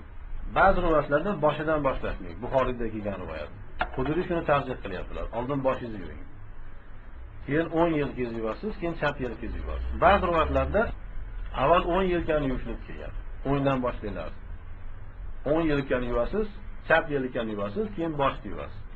Yana ba'zi rivoyatlarda 10 yelka, bosh, keyin chap yelka. Bu ham kelgan. Uchalasi ham hadisda kelgan. Uchalasi ham bo'laveradi. Lekin Quduriy bunisi afzal deyaptilar. Va bunisi haqiqatan ham afzal. Boshdan quyganidan keyin boshda miya bo'lganligi uchun boshga oldin suv kirdimi, miya butun badanga buyuradiki, sovuq suv kelyapti, tayyor bo'linglar. Badaningiz tayyor bo'lib turadi. Shuning uchun Quduriy buni afzal deyaptilar. Keyin payg'ambarimiz alayhisalom g'usul qilganlarida shu boshlarini yuvib turib, xushbo'ylik iste'mol qiladilar. Demak, hozirgi vaqtda shampun yoki sovun ishlatsangiz bo'laveradi. Ammo o'sha 3 tani ichida bo'lishi kerak. Sovun ishlatdim yoki shampun ishlatdim deb 4 marta, 5 marta yuvsangiz sunnatga xilof bo'ladi. Ammo bir uzr bo'lsa, bir yerda qora tekkan, bir yog' tekkan chiqmayapti, uni masalasi boshqa. 10 marta bo'lsa ham yuvasiz. Badaningizni hamma yerini 3 martadan yuvasiz. Summa yatanaha zalikal makan, keyin haligi makondan chekiga chiqadi, fayaqsilu bijdayhi va oyoqlarini yuvadi deyapti. Suv to'planadigan yerni bizga tasvirlagandilar-ku, shuning uchun davomida aytayaptiki, u yerdan chetlansin deyapti. Lekin oyog'ingizda suv to'planmaydigan hammomda bo'lsangiz, chetlanishga hojat yo'q. O'sha yerda o'sha yuvganingizda o'z oyog'ingizni tahoratda yuvgansiz, chiqib ketaverasiz. G'usuldan keyin tahorat qilishlik joiz emas, bid'at. Shofiylar aytadi buni g'usuldan keyin tahorat qilsin deb, joiz emas. Birorta hadisda kelmagan. Bu o'zlarini haligi avrat masalasidan kelib chiqqan narsa. Ular aytadi-ki, bir inson avratini ushlasa, tahorat sinadi deydi. Shuning uchun aytadiki, bir odam g'usul qilayotganda albatta qo'li tegib ketgandir zakariga deydi. Shu bilan tahorat singan bo'ladi, boshqatdan tahorat qilsin deydi. Qarang. Ularga zakar musibat bo'lib qoladi. Lekin Hanafiy mazhabida zarari yo'q. وَلَيْسَ عَلَى الْمَرْأَةِ أَنْ تَنْقُضَ ضَفَائِرَهَا فِي الْغُسْلِ. Xotin kishi g'usulda kokillarni burishligi xotin kishiga vojib emas. إِذَا بَلَغَ الْمَاءُ أُصُولَ الشَّعْرِ. Agar suv sochning taglariga yetsa. Endi xotin kishining boshi avvalo ikki qismga bo'linadi. Biri bizi zamonda bo'linadi, oldin bo'linmas edi bu. Bu taqsim yo'q edi. Biri ba'zi xotinlarning boshida sochi bo'ladi, ba'zilarda bo'lmaydi. Oldin yo'q edi bu narsa. Oldinlari aytiladiki, hamma xotinlarda kullu mar'a, har bir xotin sochi bo'ladi deydi. Sochsiz xotin yo'q edi. Bizning zamonda paydo bo'lgan kal xotinlar. Kofirlar shuncha masxara qilyaptiki, xotinlarning kal bo'lishi ham moda bo'ldi ekan. Shavlin xotinlar boshqa endi. Ular bir din, kufr, undan boshqa moda. Bu joiz emas. Kofirlarning modasidir. Kofirlarga o'xshayman deb qilsa kufr bo'ladi. Bir xotin sochini qirib tashlasa. Lekin ularga o'xshamasdan shunday kesib tashlaydigan bo'lsa, fosiq bo'ladi bu xotin, fosiqa bo'ladi. Xotinlar sochini kesishligi, qirib tashlashligi joiz emas.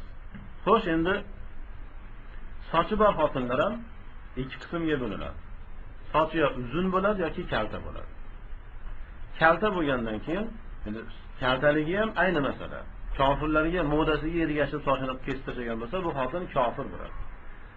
Lekin shunday o'zini beparvoligidan bo'lsa, fosiq bo'ladi. Xotinlar sochini kesishligi durust emas. Eskidan xotinlarga aytiladiki, siyosar deyishardi. Siyosar. Farchasiga siyohsar. Boshi qora degani. Xotin deganda ular xotin deyishmasda siyosar deb mashhur bo'lgan. Nimaga? Safed sar bo'lmaganligi uchun ular. Boshi xotin bo'lmaganligi uchun. Ya'ni sochi bo'lganligi uchun soch qora bo'ladi. Shuning uchun xotin deganda sochlik deyishadi. Boshida sochi bo'lgan.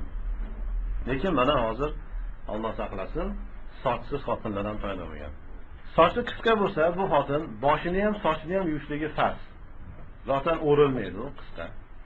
Endi uzun bo'lsa, bir xotinning sochi uzun bo'lsa, u ham ikki qismga bo'linadi. Yo o'rilgan bo'ladi, yo o'rilmagan bo'ladi. Agar o'rilmagan bo'lsa, bu xotin ham boshini ham va sochini ham boshdan oxirigacha, sochi qancha uzun bo'lsa bo'lsin, yuvishligi farz bo'ladi. Xotinlarning sochi qanchalik uzun bo'lsa, shunchalik yaxshi. Albatta yerga osilib beradigan darajada emas. Uzun bo'lgani yaxshi. Xotinlarning ziynati shu sochida. Sochi uzun bo'lsa, gapirmaydi. Sochlar uzun bo'lgani yaxshi. Uylansangiz, ayolingiz bo'lsa, ayolingiz sochi uzun bo'lsa, sochi ko'p bo'lsa, u go'zal bo'ladi nihoyatda. Ammo sochi yo'q kal bo'lsa, pashta qilsa ham siyqalib ketsa. Uni ko'rib bu xotinmi, erkakmi, farqi yo'q, hayron bo'ladi. Nima bola ekan bu? Peshadan sho'r ekan. Yo sochi kalta bo'lsa, sizga o'xshab ayni prichoska qilgansizlar. Bir xilsizlar. Yana qiyin bo'ladi. Xotin kishining sochi uzun bo'lishi kerak. Erkak kishining soqoli uzun bo'lishi kerak. Ikkalasi o'zlarining ziynatlari bo'lar. Soch uzun bo'lishligining boshqa fazilatlari ham ko'p-u bo'ladi dedi. Endi o'rilgan soch ham ikki qismga bo'linadi. O'rilgan sochlar. Ba'zi ayollarning sochi nihoyatda qalin bo'ladi, ba'zilarniki o'rtacha va siyrak bo'ladi. Qarang, sochda qancha narsalar bor. Agar soch nihoyatda qalin bo'lsa, o'rgandan keyin sochlar tortiladi-ku. Tortilib taranglashib qo'ygan, suv quysa, suvni qabul qilmaydi. Suv oqib chiqib ketaveradi, ichiga kirmasa. Unday xotinlar o'rimni buzadida, keyin boshqatdan boshini ham, sochini ham yuvadi. O'rimlar buzilgandan keyin sochlar ochiladi, ichiga suv kiradi keyin. Mana oxirgi bir surat qoldi. Bu yerda kelgan masala. Qarang, shuncha masalalardan chiqdi. Sochi o'rilgan va boshiga suv quyganida sochning oralari ochiladi, ichiga suv kiradi. Shuni aytayapti, iza balagal ma'u usul ash-sha'ri. Suv sochlarning tagiga yetsa deyapti. Chunki bosh yuvilishligi farzda. Ana bu xotin o'rimini buzmaydi, Laysa alal mar'ati an tankhudha zafiraha. Zafira kokillarini. Bizda kokillar deyiladi. Kokillar forscha kalima. O'rimlar, o'zbekchasiga o'rimlar. O'rimlarini bilishligi vojib emas bunga. Xolasa buzaversin. Lekin vojib emas. Faqat o'sha boshini yaxshilab yuvadi, tagiga suv kirsa bo'ldi. Va hattoki shu osilib turgan sochini ham yuvmaydi. Yuvmasa bo'laveradi. O'rilgan sochni yuvmasa bo'laveradi. Hadisda payg'ambarimiz alayhisolamdan so'rashdi, payg'ambarimiz ayni javobni berdilar. Bu to'rala mazhabda ahli sunnada qabul bo'lgan masala. Wal ma'anil mujibatu lil ghusl. G'uslni vojib qiluvchi ma'nolar. Mana bular ham ma'naviy bo'lganligi uchun ma'nolar deyapti. G'usl olishni o'rgandik, g'uslni o'rgandik. Endi g'usl sinadimi, sinmaydimi? Sinadi. Nima sindiradi uni? Birinchisi, inzalul maniyyi. Maniyni chiqishligi. Buni nuzulul maniy desa yaxshiroq bo'lardi. Inzol va nuzul mani to'g'risida ikki xil bir ma'noda kelaveradi, maniyni chiqishligida. Lekin inzolda yana bitta ma'nosi borki, maniyni chiqarishlik, tushirishlik degan mutaaddi ma'nosi ham bor. Shuning uchun nuzul degan deydi, maniyni tushishligi desa yaxshi bo'lardi. Maniyni bilsangiz kerak. Mani erkakda ham, xotinda ham bo'ladigan bir suv. Oldingi vaqtlarda kofirlar faqat erkakda bo'ladi deyishardi, xotinda bo'lmaydi deyishardi. Endi o'rganishyaptilar. Bizniki alhamdulillah Qur'on kelgandan beri payg'ambarimiz alayhisalom aytdi, o'sha vaqtdan beri mana ulamolarimiz aytadi, mani erkakda ham bo'ladi, xotinda ham bo'ladi. Kofirlar hech uyalishmaydi, hech. Ya'ni e'tiroz qilib tashlaveradi bizga. O'zining tarixiga qarasangiz, ular hozirgi makinalar chiqishdan oldin inkor qilishardi. Xotinlar manisi bo'lmaydi deyishardi. Ammo hozir makinalardan ko'rdikki, ularda mani bor. Islom olimlari makinalarsiz bunday isobatli haq gapni gapirishgan. Mani albatta erkak bilan xotinning manisi biroz farq qiladi. Va mani ko'p keladigan narsa emas u. Ya'ni o'zining bir miqdori bor, bir bovuldek ko'p keladigan narsa emas. Qo'yiq bo'ladi, qatiqqa o'xshagan. Rangi oq bo'ladi. Ayollardagi sal sariqroq bo'ladi. Biroz hidi ham yoqimsiz bo'ladi. Xususan ayollardagi nihoyatda yoqimsiz bo'ladi. Erkaklardagidan ham ko'ra badbo'y bo'ladi ayollarning manisi. Alloh taolo insonni mana shu manidan yaratadi. Erkak bilan xotinning manisi birlashib, ayolning rahmida u asta-asta insonga aylanadi. 9 oydan qarasangiz bir mukammal inson chiqyapti. Mana shu mani kelsa, g'usl vojib bo'ladi. Ammo shartlari bor. Alava jiddafqi. Otilib kelsa deyapti. Otilib dafqi. Oqib tez kelsa. Sekin kelsa emas. Shofiylarga ko'ra bir odam masalan o'tiribdi, o'zidan o'zi mani kelib ketdi. Tushundingizmi? Nima bo'ladi? Shofiylarga ko'ra g'usl vojib bo'ladi, g'usl qilsin. Hanafiylarga ko'ra mazhab oson mazhab-ku, yo'q. Otilib chiqmadi-ku u. Otilib chiqishlik erkaklarda ma'lum. Erkaklarda o'sha uni qalami tikka bo'ladi, qattiq bo'ladi-da, harakatlanadi. Harakatga keladi, keyin mani otilib chiqadi. Manini otilib chiqishligini hozirgi tibbiyot, hozirgi odamshunoslar o'qib hayron qolishyapti. Lekin buni Qur'on emaskan, mana biz ulamolarimiz ham aytgan. Bu Tariq surasida keladi-ku. Min ma'in dafiq. Qarang, otilib chiquvchi suvdan yaratdi Alloh taolo. Dafiq, alava shindaf. Qarang. Fuqaholar kalimalarni bekardan bekarga qilgan. Shuni alavashi sur'ati desa bo'lardi. Tez suratda desa bo'lar, lekin Qur'ondan olgan yeriga ishora qilib alavajhi dafqi deyapti. Min ma'in dafiq. Ya'ni bu narsalarni tushunishlik uchun bizda ilm bo'lishlik kerak. Ilm bo'lmasa biz o'qiymiz, bu qayerdan aytdi buni fuqaholar? Fiqh kitoblarini o'qimaylar deymiz, tushunmasdan. Bo'lmasa har bitta so'zini oyatga, hadisga bog'lashga harakat qiladi ular. Ayol kishida otilib chiqishlik bo'ladimi, bo'lmaydimi? Ixtilof bor unga. Lekin ko'pchilik ulamolar aytadiki, bor ularda ham. Ayollarda ham bor. Ammo zohiran erkaklardek bo'lmaydi. Chunki ayollar zohiran erkaklarga o'xshamaydi. Tushundingizmi? Chunki erkaklarda qalam bor, ayollardagi yo'q. Ularda qalamdon bor. Shuning uchun zohiran o'xshamaydi, lekin botinan ularda ham manisi o'zini yeridan otilib chiqadi. Erkaklarda manisi belida bo'ladi, minbayni sulbi. Shu Tariq surasida deyapti. Sulbun umurtqa tog'alasi. Ayollarda kelsa ko'kragining o'rtasida bo'ladi. Mani yeri. Shu yerdan otilib tushadi. Otilib chiqadi. Hozirgi vaqtda mana hozir videolar qo'yishgan-ku, manilarni o'qlarga o'xshatishib, agar maniyni tezligi, shu tezligini hozir dunyoga nima qilsangiz, hech qaysi uchoq, hech qaysi o'q ularchalik tez yurmaydi. Shu darajada tezlik bilan keladi. Hozirgi tibbiyot hayratda qolyapti. Uni Qur'on mimma inda fiqh deb aytdi ulamolarimiz ala vajhi dafqi deyapti. Ayollarda ham bo'ladi. Qur'ondan dalil, Qur'onda Alloh taolo otilib chiquvchi suv deyapti, erkakka xoslanadimi? Demak, xotinlardan ham otilib chiqadi. Hozirgi tibbiyot ham aniqlayaptiki, ayoldan ham juda tez keladi, erkakdan ham tez keladi. Ikkalasi yana hatto tez kelib turib, keyin urushadi ular, birlashadi.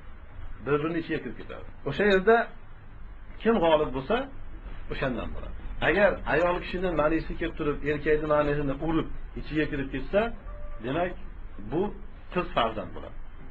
Agar erkakning ma'nisi kelib turib, ayolning ma'nisini urib ichiga kirib ketsa, o'g'il farzand. Islom shu darajada daqiq aytgan hammalar. Fiqh ilmini chuqurligini qarang, hamma narsani aytayapti. Otilib chiqadi. Ayollardagi otilib chiqadi. Va ayollar zotan ma'nisi kelganda ular ham erkakka o'xshab tebranadi ular.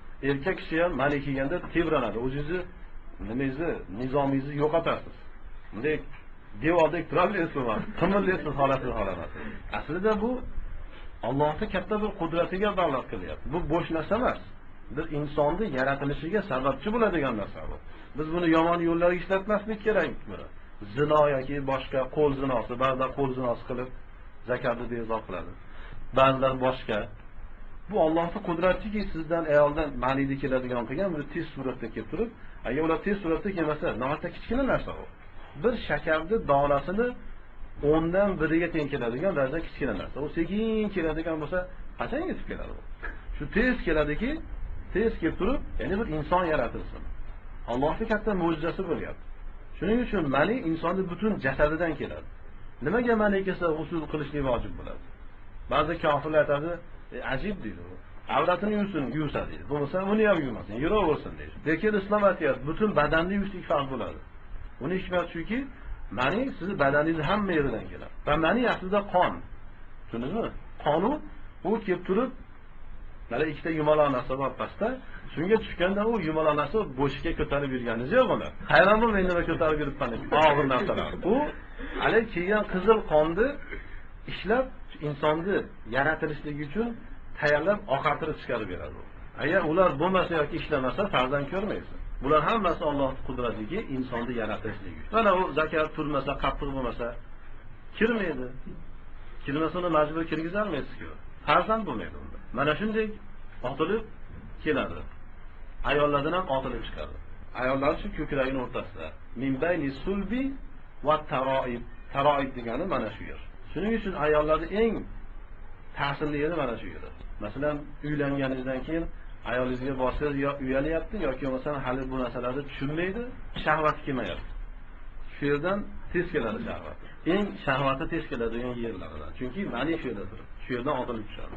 Mana ayollar kelajakda bo'ladigan bolalarini ayollar qarang ko'kragida ko'tarib yuribdi, erkaklar belida ko'tarib yuribdi. Kelajakdagi farzandlarini. Alava jiddaqi otilib chiqsa. Lekin agar o'zidan o'zi chiqib ketsa, bu otilib chiqmadi-ku. Shuning uchun g'usl vojib bo'lmaydi unga deydi. Buni har xil suratlari bor. Ba'zan inson og'ir yuk ko'tarsa ham ma'ni chiqib ketib qoladi. Unda ham g'usl vojib bo'lmaydi Hanafiylarga ko'ra, Shofiiylarga ko'ra bo'laveradi.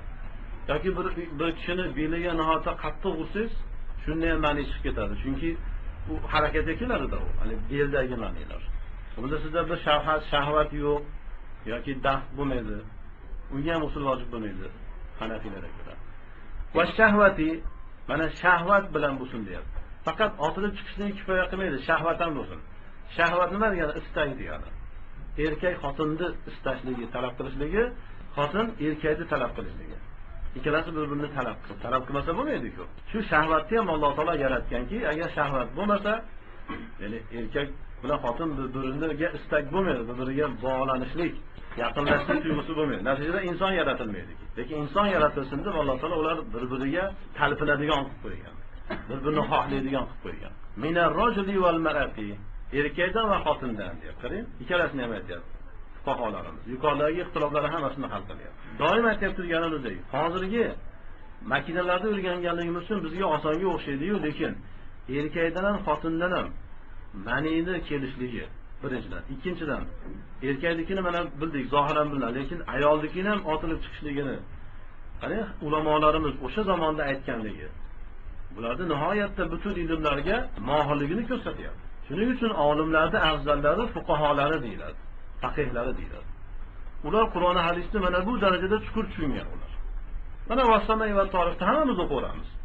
Lekin o'shida buncha gap borligini odam bularni eshitmasa, o'qimasa qayerdan biladi? Bilmaydi-ku. Fuqarolar bundan ham chuqur biladi. Men hali ham quduriy kichkina kitob, ya'ni vaqtimiz oz. Bu sizlarga ba'zilarni aytib ketayotgan narsalar. Qancha gap bor bu. Mana hozir yana bir mavzu keladi, hammalar hayron qolasizlar. Sizlardan oldingi ummatlar hayron qolgandek. Bu yerda yana bir masala borki, shahvat masalasi. Bir inson jimo qildi, keyin yuqorida aytganimizdek mana istinjo qildi. Yoki istinjo qilmadi, yurdi, biroz ba'zi ishlardan shug'ullandi, keyin g'usl qildi. O'shandan keyin mani kelsa nima bo'ladi? Buni Shofiylarga ko'ra yana g'usl vojib. Hanafiylarda ixtilof bor. Abu Hanifa aytadiki, g'usl vojib bo'lmaydi unga deydi. Chunki istinjo qilgandan keyin u bovul qildi. Bovul qilganda bovul yo'ldagi manilarni ketkizib yuborgan. Shuning uchun u g'usl qilgandan keyingi kelgan mani boshqa mani va shahvatsiz kelgan mani unga g'usl vojib bo'lmaydi. Lekin Abu Hanifaning ba'zi shogirdlari aytadiki, unga ham g'usl vojib bo'ladi. Chunki bular haligi bir sababdan ko'chgan manilar deydi. Bir sababdan ko'chgan, o'sha manining davomi baribir. Ya'ni bu shahvat masalasi borki, shahvatdan chiqishlik o'sha chiqyap turgan vaqtda shahvat bilan bo'lsin. Haligi beldan ko'chganda emas. Beldan ko'chganda shahvat bo'lsa-yu, chiqqanda shahvat bo'lmasa g'usl vojib bo'lmaydi. Uni misoli shu, masalan, qish, qattiq qish, kechasi yotishdan oldin Oyatul Kursini o'qidingiz, Vassama va tarixni o'qidingiz, chunki eshitgansizki, shularda o'qisa shayton kelmas ekan. Alloh saqlasin, shayton kelsa tushingizga. Junub bo'lib qolsangiz, sovuq, issiq suv ham yo'q, hammom ham yo'q, qancha qiynalasiz. Usul qilmasdan bo'lmaydi. Oyatul Kursini 3 marta o'qib, dam solib uxladingiz, shunda ham shayton badbaxt tirjayib tushingizga kiribdi. Bir vaqt qarasangiz, qalam tikka turgan, harakatga kelyapti. Darrov ali g'usl qilishdan qo'rqib, uni darrov bo'ynidan ushlab bo'g'adi. Hozirda jinoyat qilib ish oshirmasin menga. Shunda majbur u bo'g'ilib, sulayib qoladi. Unda hech qanday ma'ni chiqqani yo'q. Biroz vaqtdan keyin, 10 daqiqadan keyin, 15 daqiqadan keyin ma'ni chiqdi. Nima bo'ladi uni uchun? Qanday ixtilof? Shofiylarga ko'ra g'usl vojib bo'laveradi. Lekin Abu Hanifa aytadiki, g'usl vojib emas menga deydi. Chunki chiqyap turganda shahvat yo'q. Shahvatsiz chiqyapti bu. Ammo ba'zi shogirdlar aytadiki, g'usl vojib bo'ladi deydi. Chunki beldan chiqyap turgan yoki ayol kishining ko'kragidan chiqqan vaqtida shahvat bo'lishi kerak. Tashqariga chiqqanda shahvat shart emas deydi. Hani shahvat to'g'risida ham ikkita qavul bor. Va intiqol xotanayni min g'ayri inzalil mani. Ikki xotanayning mani chiqmasdan muloqot qilishligi. Xotanun kalimasi aslida uylanganlar deb ham ishlatilaveradi. Bu yerda mana xotanayni. Bular lug'aviy ma'nosi, lug'aviy tarjimasi ikkita xatna qilinganlar deydi. Ikkita xatna qilinganlarning muloqot qilish. Ikkita xatna qilinganlar deganda albatta nima xatna bo'ladi? Avrat xatna bo'ladi. Avratni tushunishimiz kerak. Insonning o'zini emas. Demak, shunda biz masalani to'g'ri tushunamiz. Insonning o'zini tushunsak, xatna qilingan inson desak, unda iltiqo, uchrashligi, shunday bir oddiy quchoqlashishligi bo'lib qoladi. Ikkita avrat bir-birini bir ko'radi, ya bir-biriga tegadi. Bu ham iltiqo, uchrashlik. Lekin xotanayndan maqsad bu yerda avrat. Ikkita xatna qilingan avrat. Demak, xatna qilingan qalam bilan xatna qilingan qalamdonning uchrashishligi degani bu. Uchrashyapti bular. Ikkita xatna qilingan yer bir-biriga tegyapti. Shuning uchun masalan nimada keladiki, hashafa. Quduriyda aytilmagan u, lekin boshqa fiqh kitoblarimizning matnida, sharhlarda iza g'obatish hashafatu deydi. Hashafa yo'qolsa deydi.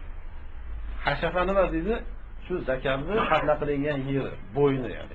Bo'yni ko'rinmay qolsa, kallasi kelsa ichkariga. Shunda g'usl vojib bo'ladi. Agar mani chiqmasa ham. Lekin u bo'yni kirmasa ichkariga. Sal kallasi kelsa ichkariga qarasa-yu, kirmasa ichkariga. Unga g'usl vojib bo'lmaydi, Hanafiy mazhabiga ko'ra. Shofiylarga ko'ra, o'sha ichkariga kirib ketsa ham, agar mani tushmasa, g'usl vojib bo'lmaydi. Mani chiqsa keyin g'usl vojib bo'ladi. Hanafiylarda bana bu narsa aytilyapti. Demak, bu qavliga ko'ra, er xotin bilan jimo qildi, zakar kirdi ichkariga. Mani chiqmasa ham ikkalasiga ham g'usl vojib. Erkakka ham, xotinga ham. Lekin bu hukmda ixtiloflar bor. hozir aytganimdek Shofiylar va hatto Imom Buxoriy ham aytadiki, agar mani chiqmasa g'usl vojib bo'lmaydi deydi. O'sha holatda ham. Mani chiqsa keyin g'usl vojib bo'ladi. Lekin ba'zi hadislarda esa o'sha kirdim ichkaliga g'usl vojibdir degan hadis bor. Hanafiylar shuni olishadi ehtiyotan. Chunki u vaqtda juda berilib ketgan his-tuyg'ularga berilgan holatda bo'lasiz. Balki mani chiqqanligini payqamay qoldingiz. Balki ko'pincha inson sezadi. Mani aytdim-ki, oson kelmaydi, u shiddat bilan, quvvat bilan keladi, katta kuch bilan. Bilinadi erkakka ham, xotinga ham, lekin ba'zilar bilmay qolishi mumkin. Shuning uchun shu ish bo'ldimi, usul vojib bo'ladi deydi Hanafiylar. Lekin mana ixtilofli masala. Imom Buxoriy va Shofiylar aytadiki, yo'q, mani chiqmasa usul vojib bo'lmaydi deydi. Endi ikkita xatnalilar deganligi ajibda. Nimaga ikkita xatna qilinganlar deyapti. Demak, xotin kishini ham Imom Quduriy xatna qilingan deyaptilar. Bundan ma'lum bo'lyaptiki, ayol kishi ham xatna qilinar ekan. Ayol erkak kishini xatnasi to'g'risida yuqorida aytdik, Hanafiylar sunnat deydi, Shofiylar farz deydi. Ayollarning xatnasi to'g'risida Shofiylarda ikkita qaul bor. Ba'zi fatvolarda farz deyshadi ayollarni xatna qilish, ba'zi fatvolarda sunnat deydi. Hanafiylarda ikkita qaul bor. Hanafiy mazhabida. To'g'ri, bizni diyordagi Hanafiylar bilmaydi u. Aytsiz aql uchib ketadi. Ana bu mazhab deydi. Bu qaysi mazhab ekan? Vahobiylardan ham eshitmagan bu gapni. Hanafiy mazhabida butun kitoblarida bor. Mana shu yerda aytayapti. Iltisol xotanayn deb. Ikkita xatnani uchrashligi deyapti. Ikkita xatna qilingan. Hidoyada ham bor. Va sharhlarda shu hadislar keltirilgan. Ahkomlari zikr qilingan. Hanafiy mazhabida ayollarni xatna qilishlik bir fatvoga ko'ra sunnat, bir fatvoga ko'ra muboh. Bir hadisda payg'ambarimiz alayhisalom aytadilarki, ayollarni xatna qilishlik ular uchun ikromdir dedilar. Ayollarni xatna qilsa, erlariga muhabbati ko'p bo'lar ekan. Va jimo qilgan vaqtda jimodan ko'proq lazzat olar ekan. Eriga ko'proq talpinar ekan. Erkaklar xatnasini bilasizlar qandayligini. Ayollarning xatnasi to'g'risida shu kitoblarimizda aytadiki, ayollarning avratini tepa tarafida xo'rozni nimasiga o'xshagan, nima deydi? Tojiga o'xshagan bir o'sgan go'sht bor deydi. Kitoblarda aytilgan. Tepadan pastga osilib turgan. O'sha bir parcha go'shtni uchidan ozgina kesib qo'yiladi. Masalan, 2 mm, 3 mm kesiladi. Ko'p kesilmaydi. Ozgina kesiladi. O'sha kesiladi, u uchi keyin ochiladi keyin, yorilgan bilan. Ayollarning xatnasi shu. Bas. Boshqa narsa yo'q. Bu ilmlarni bilmagan, hadislarni bilmagan, Hanafiy mazhabini bilmagan ba'zi kishilar bizga e'tiroz qilib, bir kuni o'zini majlisiga odamlar to'plab keldi. Sen ham uylangansan, sen ham uylangansan, sen ham uylangansan, men ham uylanganman. Ayollarni qaytini xatna qiladi. Men debdi, shuni gapini eshitgandan beri tekshirdim. Hech xatna qiladigan yerini ko'rmadim. Bunga keyin bizni shogirdlardan bittasi aytdiki, sen bilmaysan-da uni. O'sha yuqorida bo'lgan go'sht dedim-ku. Sen uni yosh katta odamda u. Qari xotiningni oqtarib yuribsan. Uni xatna qiladigan yeri qoladimi uni? Shuncha yashab, shuncha duxul xuruj bo'lgan, shuncha farzandlar tug'ildi. U qoladimi endi? Qizligida bo'ladi u narsa. Keyinchalik o'zi u go'sht adabini yeydi. Undan oldin o'sha xatna qilinadi. Meni bor narsa. Bir katta olim bir kuni nima qildi? Menga nima qilishmaydi, shu bizni shogirdlariga aytadi. Sizlar qayerdan topasizlar shunaqa masalalar? Qayerda kelgan nima qilasizlar? Shu boshqa masalalar aytsangiz bo'lmaydimi? Biz zotan buni avomga aytganimiz yo'q. Buni shogirdlarimizga aytamiz. Avomlar o'zlari shogirdlarimizdan so'rab, keyin nima qilib yurishadi. Biz avomga aytmaymiz bu masalalarni. Shogirdlarimizga, xos odamlarimizga aytamiz. Shu kitobda kelyapti, Quduriyda qarang, iltiqol xotanayn deyapti. Ikkita xatna qilingan. Buni biz tushuntirmasak, keyin ba'zi shogirdlar xato o'ylashligi mumkin. Ikkita xatna qilingan qalam. Chunki ayollarni xatna qilishligini bilmaydi-ku. Ikkita xatna qilingan qalamlar urusilib, xato tushunib qolishi mumkin. Aytdim, Pokistonda dars berganimda, hali masala keldi, ayollarni namoz, jamoat masalasi. Bu yerda aytilganki, ayollar agar jamoat qilib o'qisa, yalang'ochlarga o'xshab namoz o'qiydi. Ertasi kuni so'radim, dars so'rayapti, o'qib tarjima qilyapti, qovog'ini so'ragan jiddiy. Keyin shuni qanday tushunding? Ayollar o'zlari jamoat qilsa, ya'ni ayollardan bir xotin imom bo'lsa, boshqalar unga iqtido qilsa xotinlar. Ular yalang'och erkaklarga o'xshab o'qiydi degan masalani qanday tushunding? Samatki, xotinlar hammasi yalang'och bo'lishadi, keyin namoz o'qishadi dedi. Qanday qilib buni tushunasan sen? Qanday qilib? Men senga shuni qancha sharhladim. Nahotki shuni o'ylasang, shu aqlga kel. Shu aqlga to'g'ri keladigan, agar buni men aytganimda sen rad qilishing kerak. Ustoz bu nima degan gap? Xotinlar endi jamoat qilaman, hammasi qilib namoz bo'lishi. Bu nima degani? Namozmi yo reklamami? Ya namoyishga kelishganmi? Sen rad qilishing. Qayerdan shu olding uni? Bu yalang'ochlarda masalan shundayki, odamlar masalan kemada ketishyapti edi, sayohatda xursand bo'lishib, bir daraga bo'ron bo'ldi, kema ontarib ketdi. Bular hammasi cho'milishda o'rgangan kishilar ekan, madrasalarda o'qishib, keyin hammasi cho'milib kelyapti sohilga. Ammo dengizning o'rtasida edi. Charchadi. Har bir libosi sizga og'irlik qiladi vaqtda.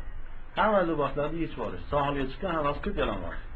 Namoz vaqti bo'ldi, nima qiladi? O'zini yerda keladi-yu, yana bir aytaylik. Shunda aytiladiki, imomi boshqalardan shu 3-4 santimetr oldiroqqa chiqadi xolos. 3-4 santimetr. Safni o'rtasida turadi.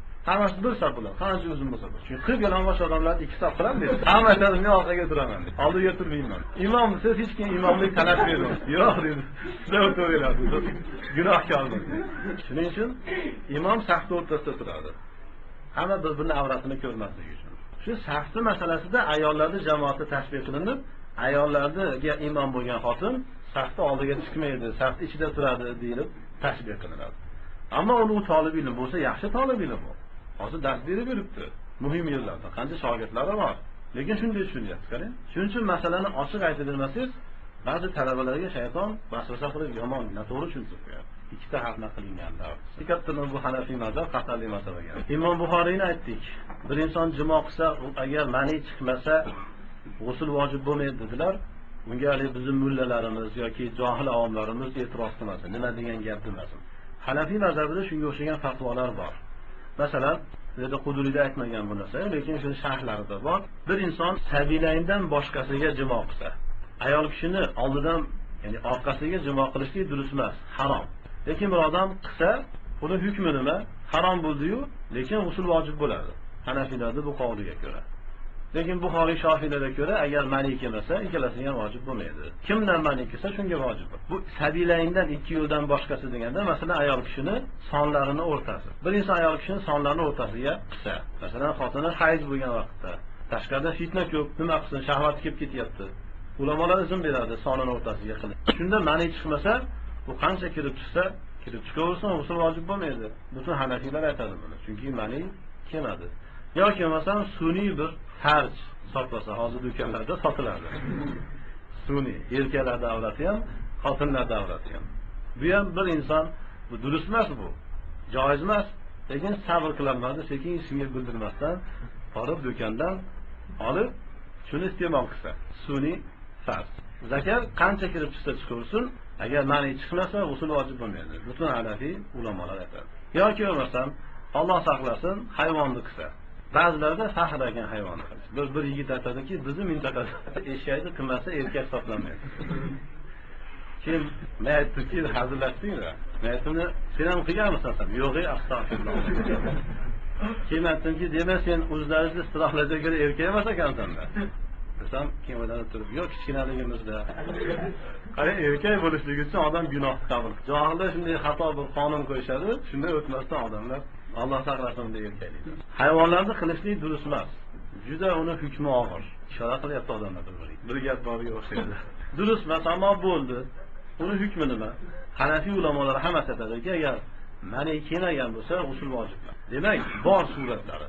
Hanafiy mazhabida ham bo'lyapti-ku, zakat kirib chiqyapti. Yoki bo'lmasa, bir odam hech imkoni topolmasdan daraxt yo devorni qildi. Mani chiqmadi, usul vojib bo'lmaydi bunga. Bu hammasi tarbiyasizlik. Joiz emas bular hammasi. Lekin mabodo qilsa hukmi nima? Hukmlari shu. Demak, Hanafiy mazhabida usul vojib bo'lishligi uchun mana bu suratlarda, ya'ni sabilayndan boshqasida manida chiqishligi farz bo'lyapti. Mani chiqmasa usul vojib bo'lmaydi deyapti. Shunday suratlar Hanafiy mazhabida ham bor ekan-ku.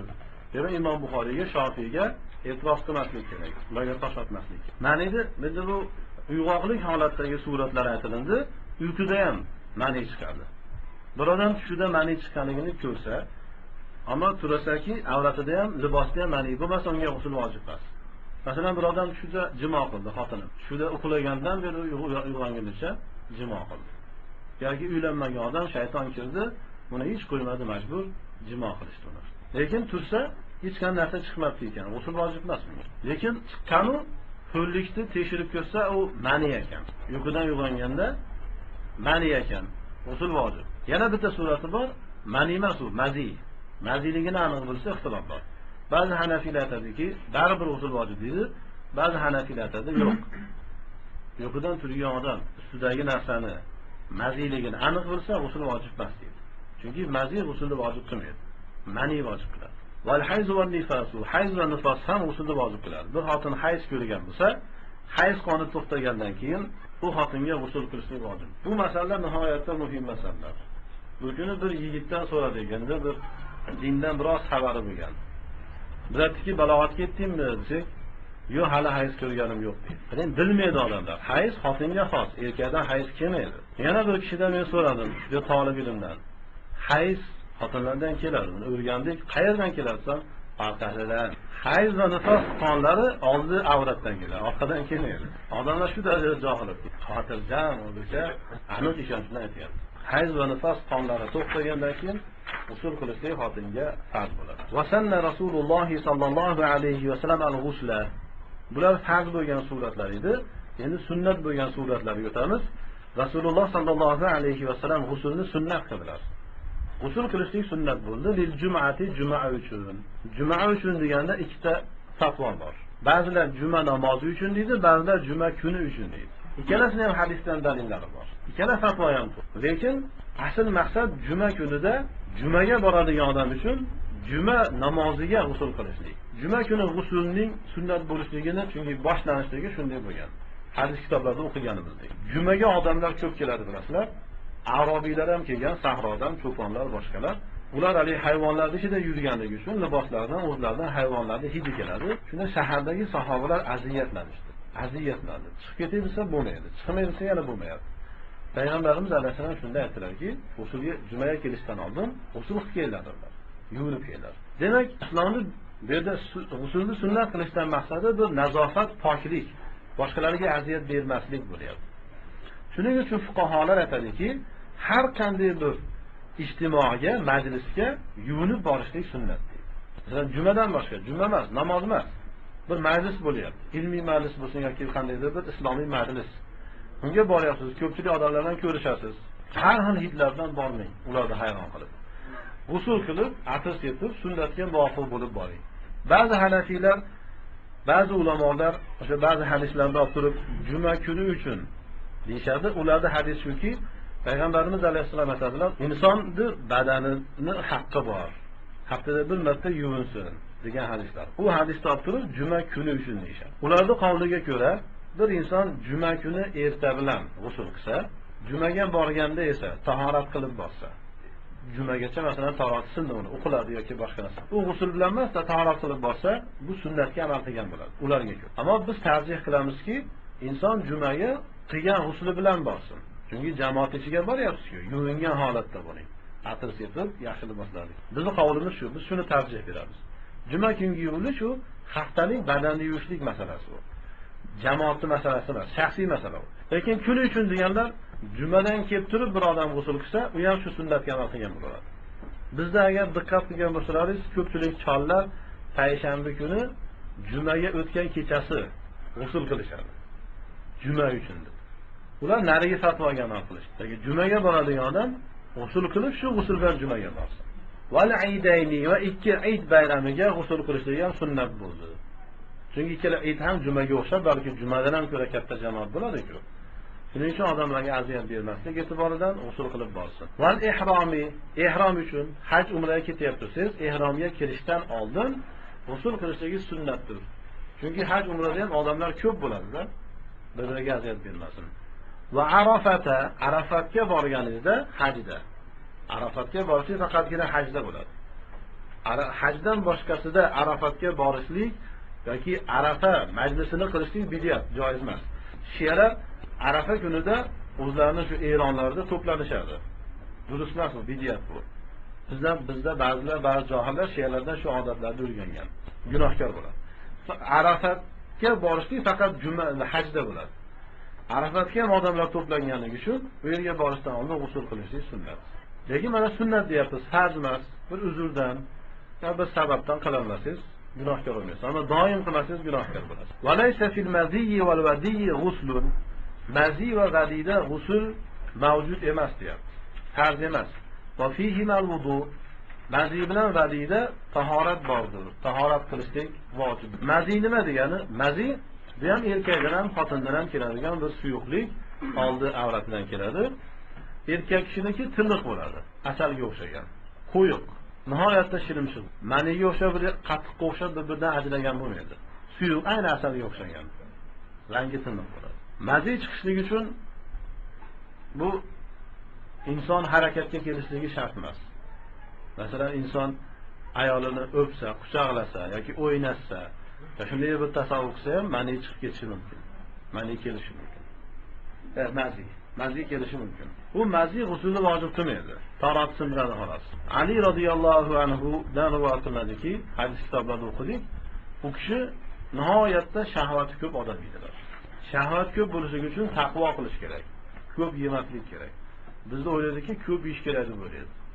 Keyin haligi nojoiz narsalarni ham yeyishadi, shahvatni ko'paytiradi. Xususan kuyovlarga yomon narsalarni yedirishadi. Ulardan uylanyapsa, unga yomon narsalarni yedirishadi.